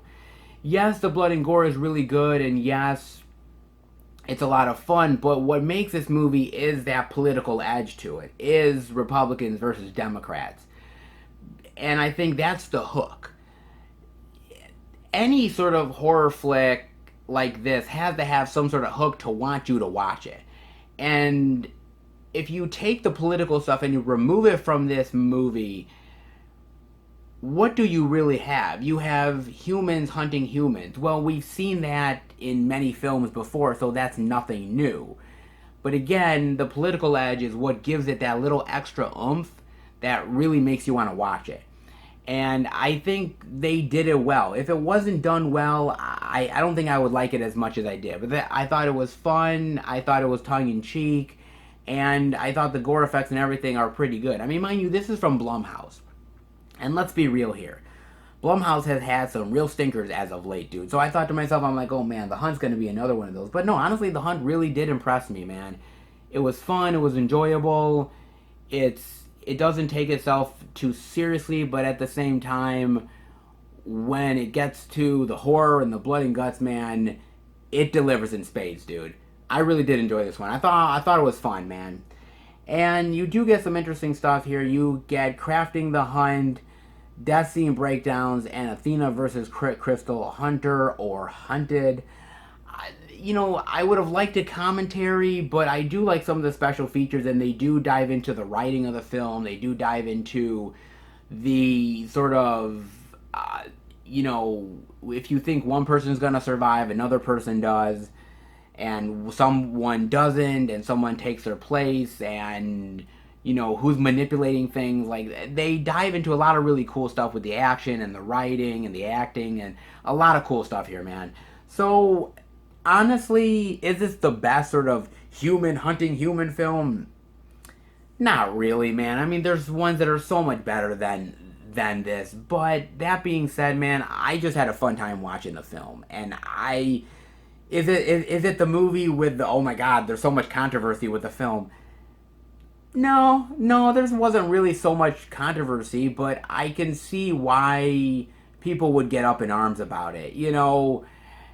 Look, dude, nowadays, somebody's gonna get offended about something, man. It just happens, dude. Everybody gets offended about every little thing that happens, man.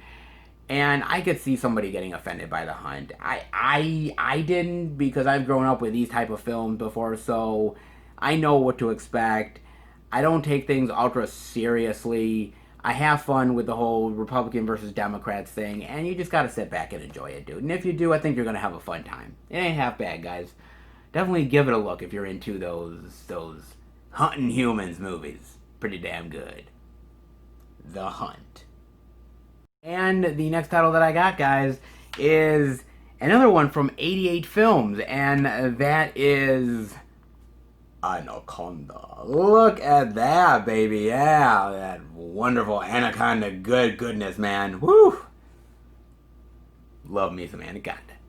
So, let's get into this film, shall we? Now, this movie is about a documentary crew that goes into the jungle in order to look for this lost tribe, and in the meantime, they find this boat that's wrecked, this guy that needs their help.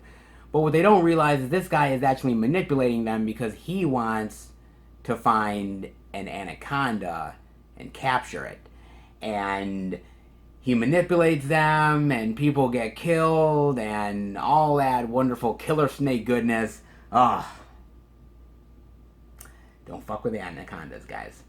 Oh boy, man. You know, this movie, let me tell you, dude, I remember this movie. This is old school movie, man. Back in like the 90s, dude. This is my jam, dude. I love this shit so much, dude. First of all, Jennifer Lopez, beautiful, gorgeous woman, man. And this is before Jennifer Lopez became Jennifer Lopez, man. This is before she became the big icon that she became, man. And it's interesting because the filmmakers in the special features, they talk about Jennifer Lopez, and they said that actually this movie was filmed before Selena. And unfortunately, with the special effects and everything, that they couldn't get this movie out before Selena. Selena came out first. But actually, that was actually a lucky thing for them, because Jennifer Lopez blew up really big because of Selena. But actually, this is her first film before Selena was. Very interesting trivia on that one, guys. Of course, you have Ice Cube, which, look, man, I mean, Friday's great and everything. And genuinely, I don't always love rappers in roles, but Ice Cube was actually pretty decent here, man. Eric Stoltz, pretty decent, but again, small role. But who makes this movie is Jon motherfucking Voight, man. He is fantastic in this shit, man. He's like, well, the jungle can be very dangerous, you know. Oh, Jon Voight, goodness, man. Gotta love him. He's great here. He just plays sinister, he plays evil, he plays manipulative. This guy just does not give a shit about some of these people, man. He's like, man, these people can be like fodder. He doesn't give two fucks, man. As long as he catches the fucking snake, he's happy, dude. I mean, you also got in here Carrie Werr, who is really beautiful here. You have younger Owen Wilson in here as well, man. And he has a small role, but a really fun one also, man. Hell, even at the beginning of this movie, you get a young Danny motherfucking Trejo in this shit, dude. Danny fucking Trejo, man. And I believe, actually, this might have been one of Danny Trejo's very first film roles once he got out of prison, if I'm not mistaken, man.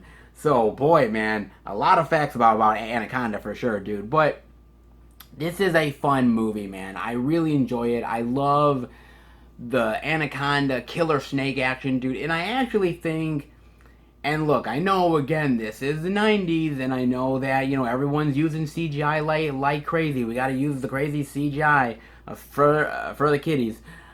But I think the Anaconda snake stuff is actually pretty well done for the most part. It's not the most spectacular CGI snake you're ever going to see, but it ain't that bad either, honestly.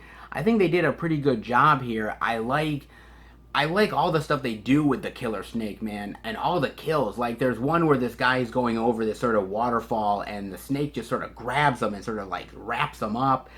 There's another one where, like, you sort of see the inside of the snake's mouth and like the body going inside and all the goo on the body, and like one that's getting wrapped around a tree and its bones are breaking. Like, you're like, oh my god, man. Like I'm not a fan of snakes, okay? I'm not gonna lie, dude. Snakes are not my thing, dude.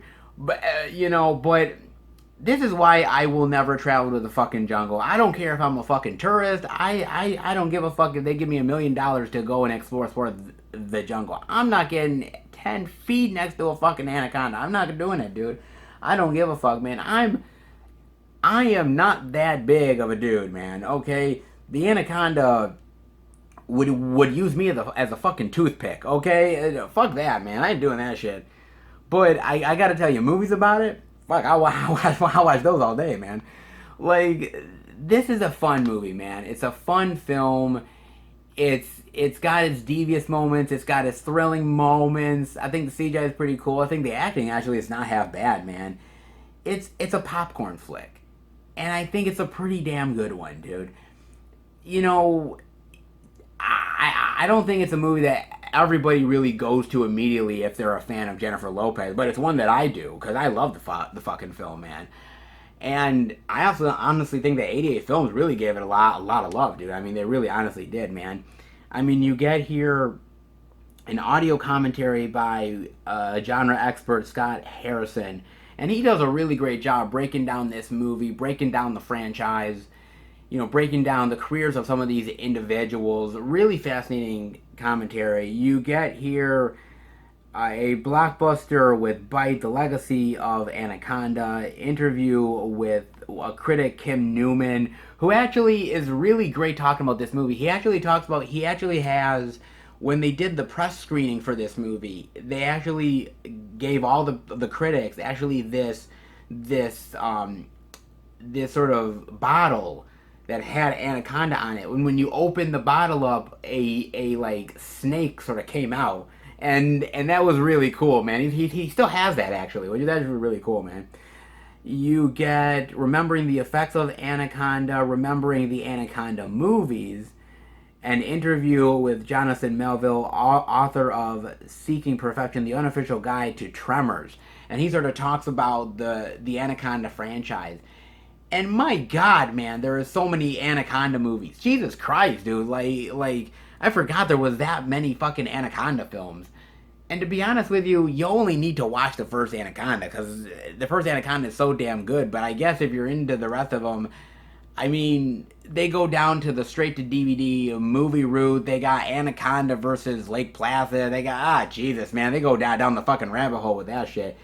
But you really only need the first Anaconda, man. You also have an interview with one of the producers, original theatrical trailer, and much more. So much great love for this. Now, this movie has been released quite a few times, dude. There's even a release out there that I've seen at the $5 bin at Walmart from Mill Creek. And I've had plenty of opportunities to buy this, but I've held back because I've always wished that a company would really go out of their way to do something special with Anaconda. And 88 Films finally did it, man. I'm so happy because I love the film, dude. And for me, it's a movie that definitely needs more love. So I'm really thankful that it's finally going to get it, man. So for me, this is well worth the time and the effort by far, man. Finally have it in the collection. I've never actually owned it, but I've always loved the film. So why not now? Some Anaconda goodness. Can't beat it, guys. Anaconda. And the next title that I got, guys, and my God, man, I cannot believe this thing came out, dude. I'm so happy to have this in the collection now, man. Thought I'd never see the day, dude. Wow. From 88 Films, and that is none other than Mystery Men. Yeah, baby. Mystery Men, dude. And look, on that side, got here, great artwork there. Backside. And, oh, that great artwork. Look at all those wonderful, wacky misfits. Oh, boy. Dude, this movie, man, wow. And takes me back, dude. 1999, man. Boy, this shit takes me back in a big bad way, dude. So good, man. Let's talk about superheroes for a second. Okay, the superhero genre has been with us for such a long time, man. Whether it's the old school black and white serials back in the day, the 60s Batman, it's always been with us. There's always been a fascination with it, and TV and film has always dived into it with one way or another. But at some point, that kind of died down, didn't it? I mean, really it did. If you look at, you know, over the course of time, I think that people sort of lost interest or the filmmaking wasn't as good. And I think the big nail in the coffin ended up being Batman and Robin. Look, man, Batman and Robin just killed it for everybody, dude. That movie just ended up like basically taking the coffin lid and just shutting it, dude. And I feel bad for movies like Mystery Men that really tried to do something unique and interesting, but it just came out at the wrong time, man, and I think people just weren't ready for it. The movie is basically about these group of unknowns, these misfits, these people that are trying to be superheroes but are just not successful at it in Champion City. And the main big champion superhero guy that they have in this city is, I believe, Captain Awesome, played by Greg Kinnear, and he ends up getting taken and captured by Casanova Frankenstein, played by Jeffrey Rush in such a great hammy role, man.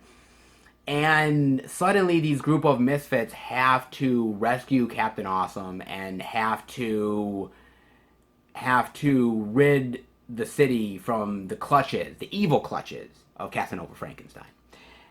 Oh my god, dude. This movie, this is, on one hand, it's an old school sort of superhero tale. On the other, it's actually kind of, in some ways, a spoof on superhero films, man. It actually is. It kind of makes fun of the genre and of superpowers and how ridiculous it all is.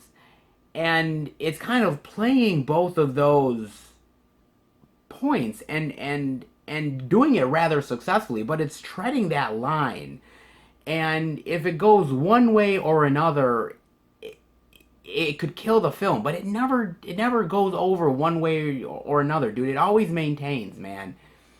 And I think the problem with this movie is that I just don't think there was enough superhero stuff out at that point to really make people aware of this film.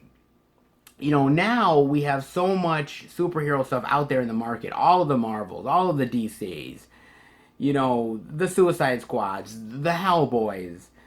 You even have stuff on TV nowadays. I mean, you have the Umbrella Academy, and you have, Agents of S.H.I.E.L.D., and you have all of this stuff. So, I mean, the market is flooded now. So I think Mystery Men can play in a pretty unique and actually entertaining way, where I think some other time when this movie was made in like 98, 99, I think people look at this movie and we're kind of scratching their head like, what is this? Is this a parody? Is this a real sort of like superhero style film? Is this a flat out comedy? Like, what is this? Like, nobody really knew what to make of this film.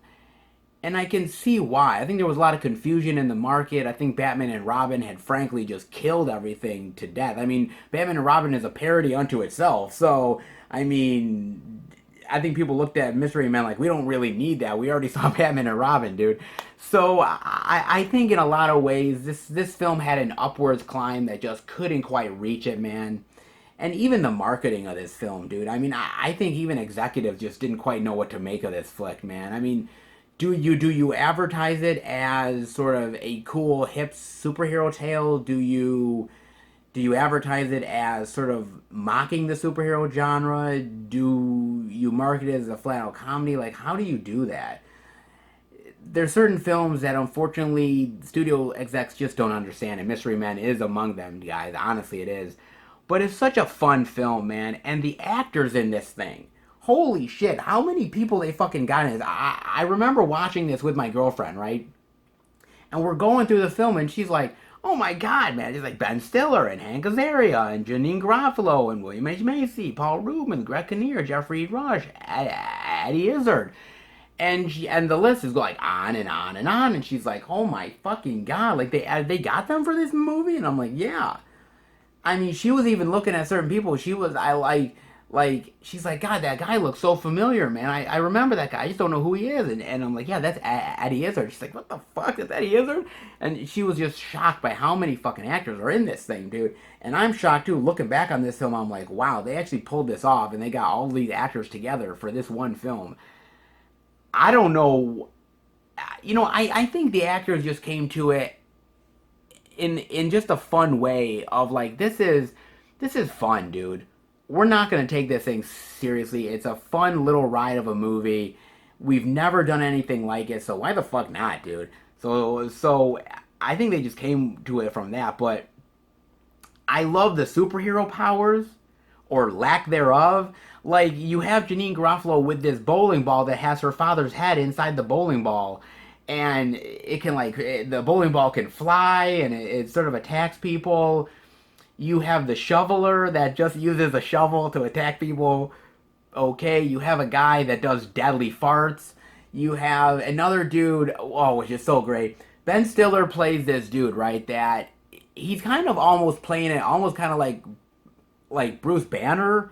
Like, he's got rage issues, but they're like fake rage, right? So he'll be like in front of somebody. Somebody makes a comment, or somebody's like, he's trying to get into mode. He's like rage starting, rage reacting, getting angry.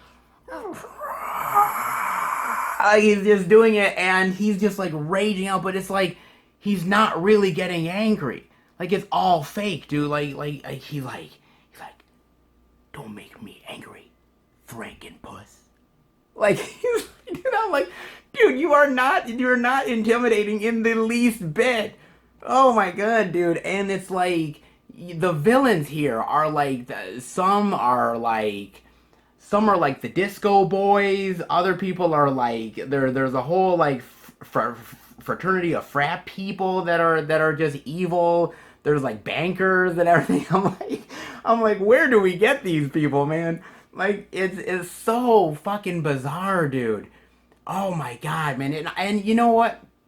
I think for me, in 99, dude, I was like 16, 17. So this movie was like right in my wheelhouse, dude. I love this movie.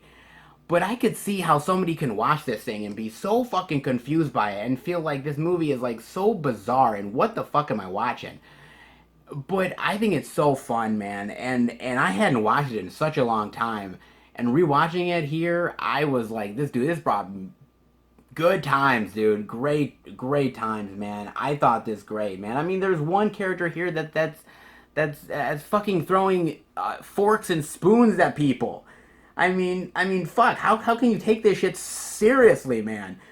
But it's so fun. I think the jokes are really great. I think everybody is putting 100% effort into this film. Nobody is taking this film for granted. Everybody's doing 100% work to make this believable, to put in a lot of effort, to make the jokes work, to make the comedy hit, to do the action, the special effects. I mean, this could seem cheap and it could be ridiculous, but they play it in a really genuine way, and I think it works, man. I think it honestly does, dude. I think it's really cool, dude. This is an underrated gem by far, man. If you guys have never seen Mystery Men and love superhero stuff, this is a must get, guys. Dude, and 88 Films gave us so much love, man. You get the limited edition slipcase, but you also end up getting We're the Other Guys, the making of Mystery Men, and this is a great little documentary interview just about the making of it, the budget, dealing with the actors, certain characters they wanted to play. Ben Stiller was actually originally supposed to direct this movie, so that tells you a lot right there, man. Really interesting stuff with that. A commentary with the director. He's really honest and really loves this movie, really has a lot of fond memories of this. You have interviews with the visual effects supervisors and, film music historian talking about the soundtrack here and so much more. Old school making of featurettes. Dude, this movie deserved so much love, guys. This honestly deserves so much love. And this movie has never gotten the type of love that it really deserves. Whether it's just people recognizing the film or just on physical media. Because I think it's come out before, but it's pretty much gotten, just forgotten. No one really remembers it. And they really should, dude. This movie is beyond awesome. I love this film so much, man. And I think the movie plays even better now with all the superhero movies out there, man. I think back in the day, it confused a lot of people, and maybe it would now, but I think you look back at this movie now and really appreciate it more now than you did then. It's one of those movies that came out at just the wrong time, dude, but I'm so glad that it's starting to find love now, and people are starting to give it the dimensions that it truly deserves, dude. Oh, man, it's a long time coming, but this movie deserves so much love, guys. Definitely look this thing up. Fun as hell, weird, bizarre, goofy, wacky, over the top, ridiculous, but so much fun, guys. Definitely give it a look, man. Mystery Men. And the next title that I picked up, guys, is another Arrow Video release. And it's actually a movie I've never heard of before, but I wanted to give it a chance. And that is Dream Demon. Look at that really beautiful art, man. Fantastic, man. Look at that. Beautiful, dude. And on the inside, you have the art right here. Really unique and interesting art as well. Not half bad, man.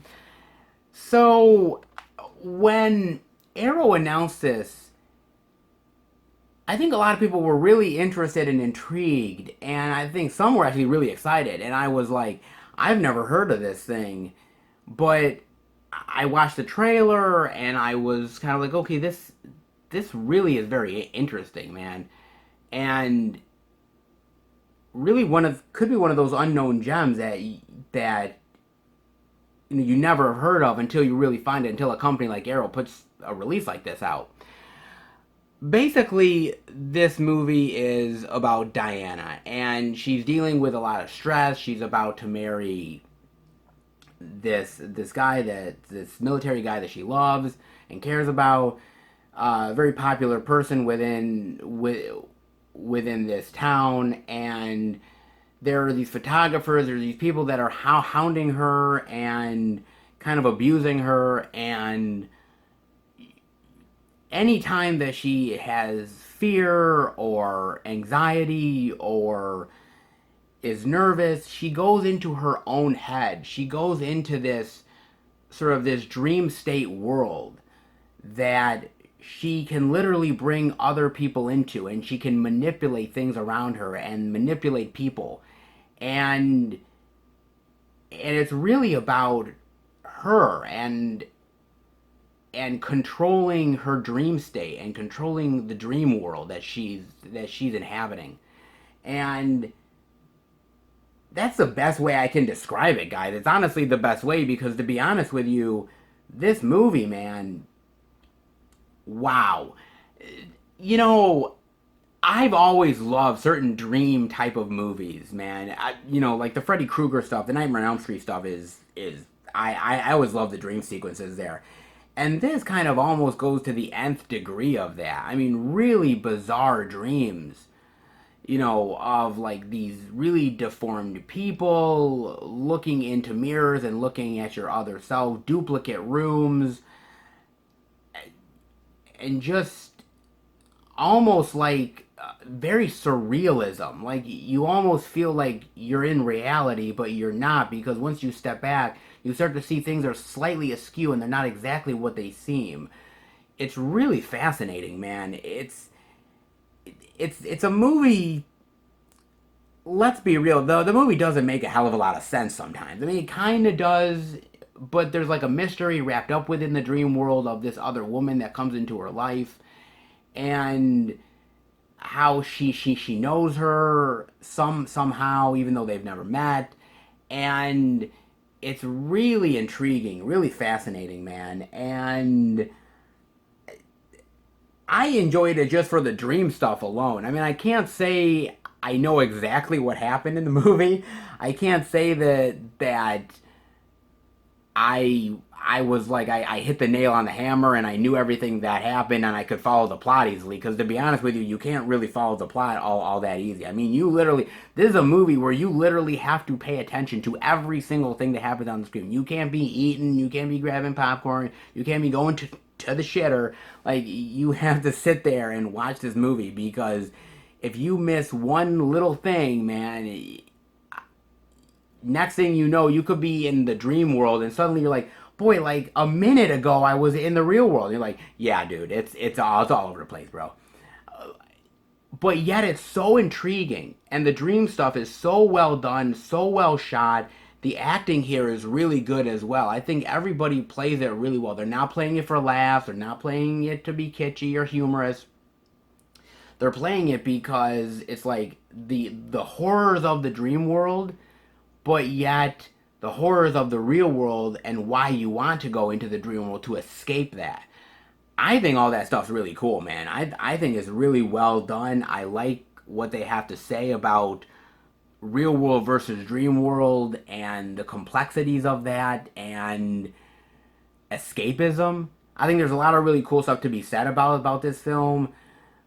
The sad part about it is sometimes it doesn't make a lick of sense, but it's beautiful to look at, and the dreams are really extraordinary, dude. So for me, I got to admit, man, it was fun watching this film, and it was just fun watching it also for, I would say, for Timothy Spall.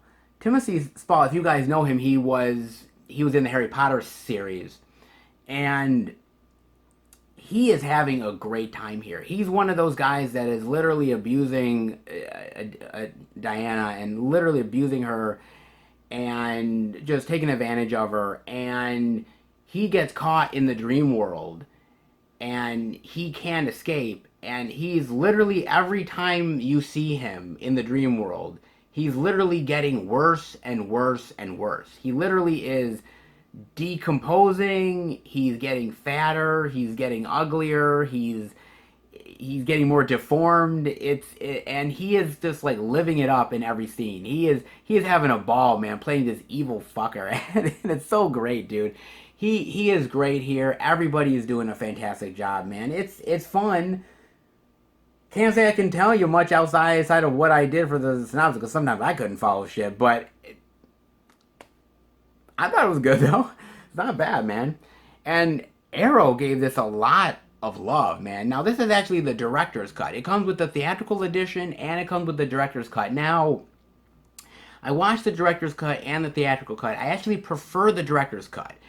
The theatrical cut has some a little bit more jokey moments, especially at the end of the film, which you didn't really need in there. I think they made the tone a little bit better in the director's cut, so that's one I prefer, man.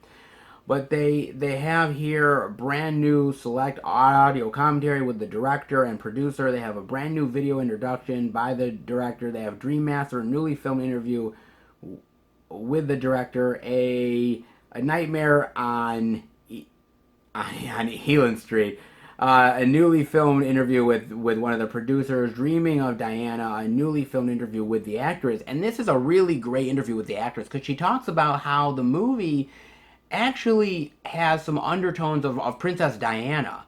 Like how her name is Diana and how she's going to have a royal wedding and the manipulation of the press and everything. Like there's a lot of influence from Princess Diana in this movie, which is really interesting as well. They have an interview with one of the actors, and another interview with one of the other actors, a newly filmed interview with one of the actresses, a newly filmed interview with the composer, our archival behind the scenes, image galleries, trailers, and much more. There's a lot to dive into with this release, man. Arrow gave it a lot of love, and God bless Arrow, dude, because man, they put out releases that sometimes I'm thinking like, boy, man, I don't know if anyone's going to be interested in them, but they put the bells and whistles on them and give every opportunity for people to dive into these movies that may not give them a chance otherwise. I'm one of them, and I love it, dude. This is a bizarre movie. The dreams, if you're interested in dream states and dream consciousness, dude, this is right up your alley. I can't say you'll make heads and tails of everything in the movie, but boy, is it an interesting dive, man. So definitely give this one a look. Not half bad, man. And Arrow always does a solid job. Dream Demon. And last, but certainly not least, is a little Mondo Macabro love. And that is none other than Gemini. Look at that, man. Really great cover, dude. I like that. Very nice. Not half bad. Now, this is a limited edition release from Mondo Macabro. And on the other side, they have this very interesting artwork as well. Very intriguing. And it is a limited edition out of 1,000, and my number is 536. Not half bad, guys. So, I love Mondo Macabro, man. They put out some really unique and bizarre and really interesting titles that I sit there sometimes and I'm like, boy, man, this is really unique. I don't know how they find these things, man, but give them a lot of credit, dude. So, Gemini is about this doctor well, first of all, it's set in 1910 in Tokyo. It's about this doctor, and he is living this charmed life, well respected, and has this very beautiful wife who has amnesia. And she can't really remember her past or some of the things she did previously.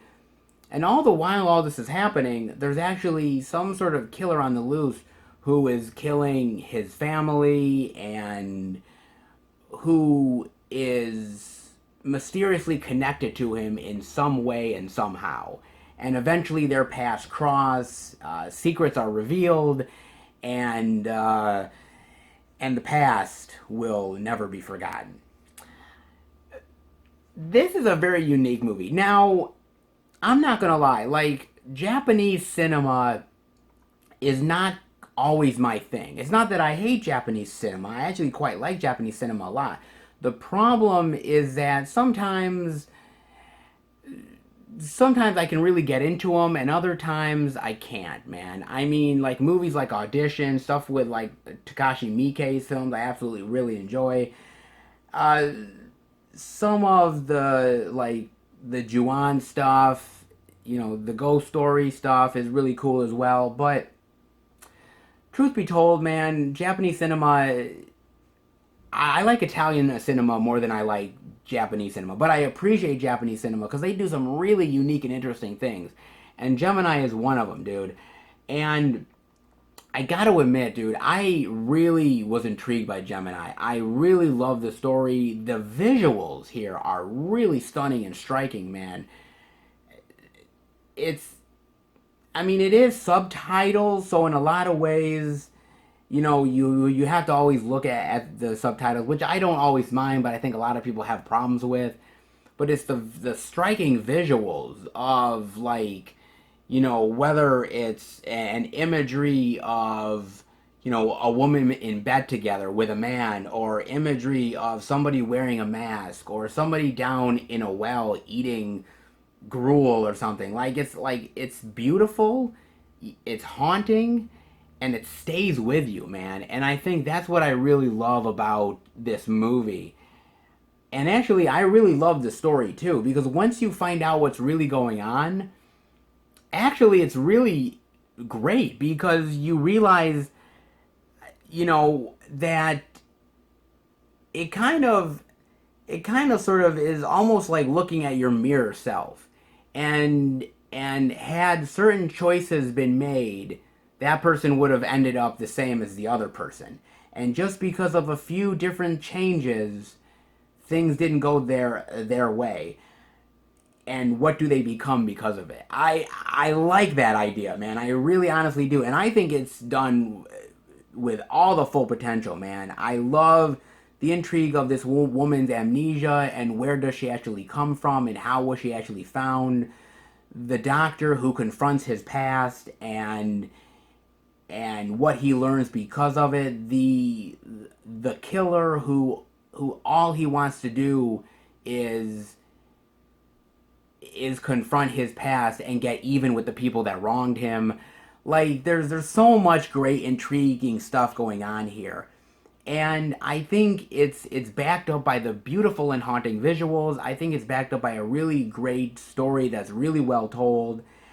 And I think it's just one of those films that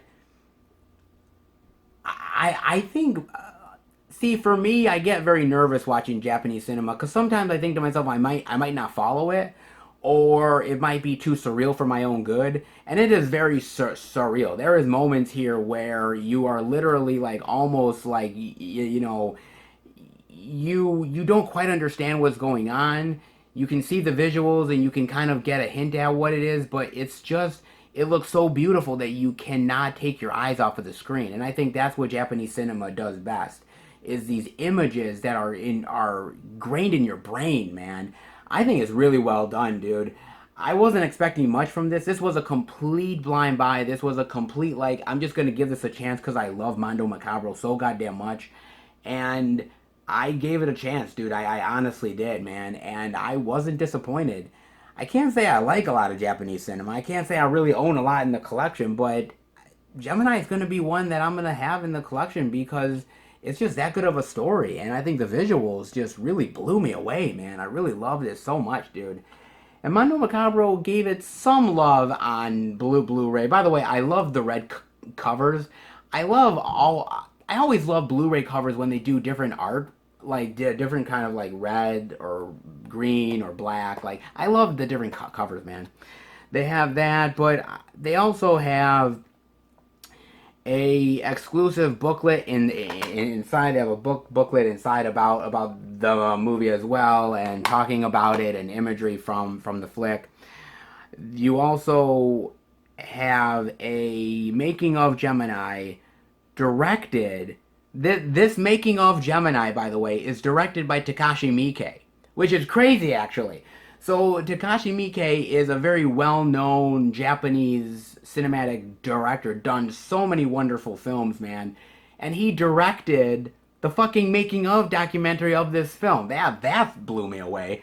You know, some world-renowned director directing a making of. It's like, okay, dude. But it's well done, actually. It's really well done, and you dive into every part of the production, whether it's the acting, which is really well done here. The acting is great here. I love the acting here. Whether it's the special effects, the set design, the costumes, like how much work goes into this movie. Great documentary, dude. They have a Venice premiere featurette, and it's just the actors really being interviewed about the film, them going to the Venice premiere. Really interesting stuff there. You have makeup demonstrations, behind the scenes, and Mondo Macabro previews. It's actually a really good film. Look, dude, you know, see, I think I give a lot of things a chance. And I think Japanese cinema might be the next sort of dive that I start into because I do really like a certain amount of it, especially by Takashi Miike and some artists, but I've never actually went out of my way to really dive into Japanese cinema as much as I should. And watching Gemini sort of made me realize that, maybe I should actually. Maybe there's more really great cinema there to check out than even I realize.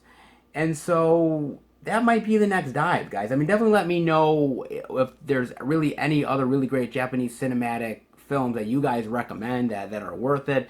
But Gemini, made in 99, released in 99, and it's one of these ones where it's a great story, the visuals are beautiful, and I think if you guys are okay with subtitles, I think it's a story you guys should definitely dive into. So definitely give it a look, man. Not half bad. A little Mondo Macabro goodness. Another one to add in the collection. Not half bad. Gemini. All right, everybody. That'll do it for the Blu-ray pickup video for June of 2020. I told you guys it was going to be a good one, and I didn't disappoint you. Oh, look at that, man. My God. Look at all that physical media goodness, baby. That is a lot of stuff, man. June was quite plentiful for me, man. I had a lot of really great stuff to show off. Hope I didn't disappoint you guys. Definitely let me know what you think about that. I'm dying to know your thoughts on what I picked up. What did you guys get for June? Definitely let me know, guys. And now we are on to July, man. And, oh, wow, there is a lot of great stuff coming for July, man. We have got some Vinegar Syndrome love. We have got some really great out-of-print, limited editions, collector's editions. We've got a little Fulci action right here. And we have a little shot on video too. There is so much really great stuff that is coming for July, but you guys will definitely have to wait for that video. But in the meantime, I hope you guys liked this video. If you did, definitely give it the thumbs up. Again, let me know what you guys got for June and all the June love that I picked up. And if you're new to the channel, welcome. Check out the other Blu-ray pickup videos. Check out the Blu-ray and DVD Tuesday videos I do every single week. Check out the movie reviews I do with my friends, Blu-ray hunting, and much, much more. If you are a lover of movies and physical media, hit subscribe and become a part of the Film Fan Nation. I want to thank you guys so much for your honest love and support of the channel and continuing to give me great feedback, really give me great comments, liking the video, subscribing. It means so much to me, and I've said it constantly, but I mean it. You guys are some of the best subscribers on YouTube, and I love you all so much. You're all great movie lovers like me, so thank you for the support. I greatly appreciate it. So if you like what I do, definitely hit subscribe and keep up to date with everything I'm doing through Instagram, Twitter, and Facebook. Film Fan 108. Keep up to date with everything I'm doing, plus special pictures and videos I do from time to time on social media as well.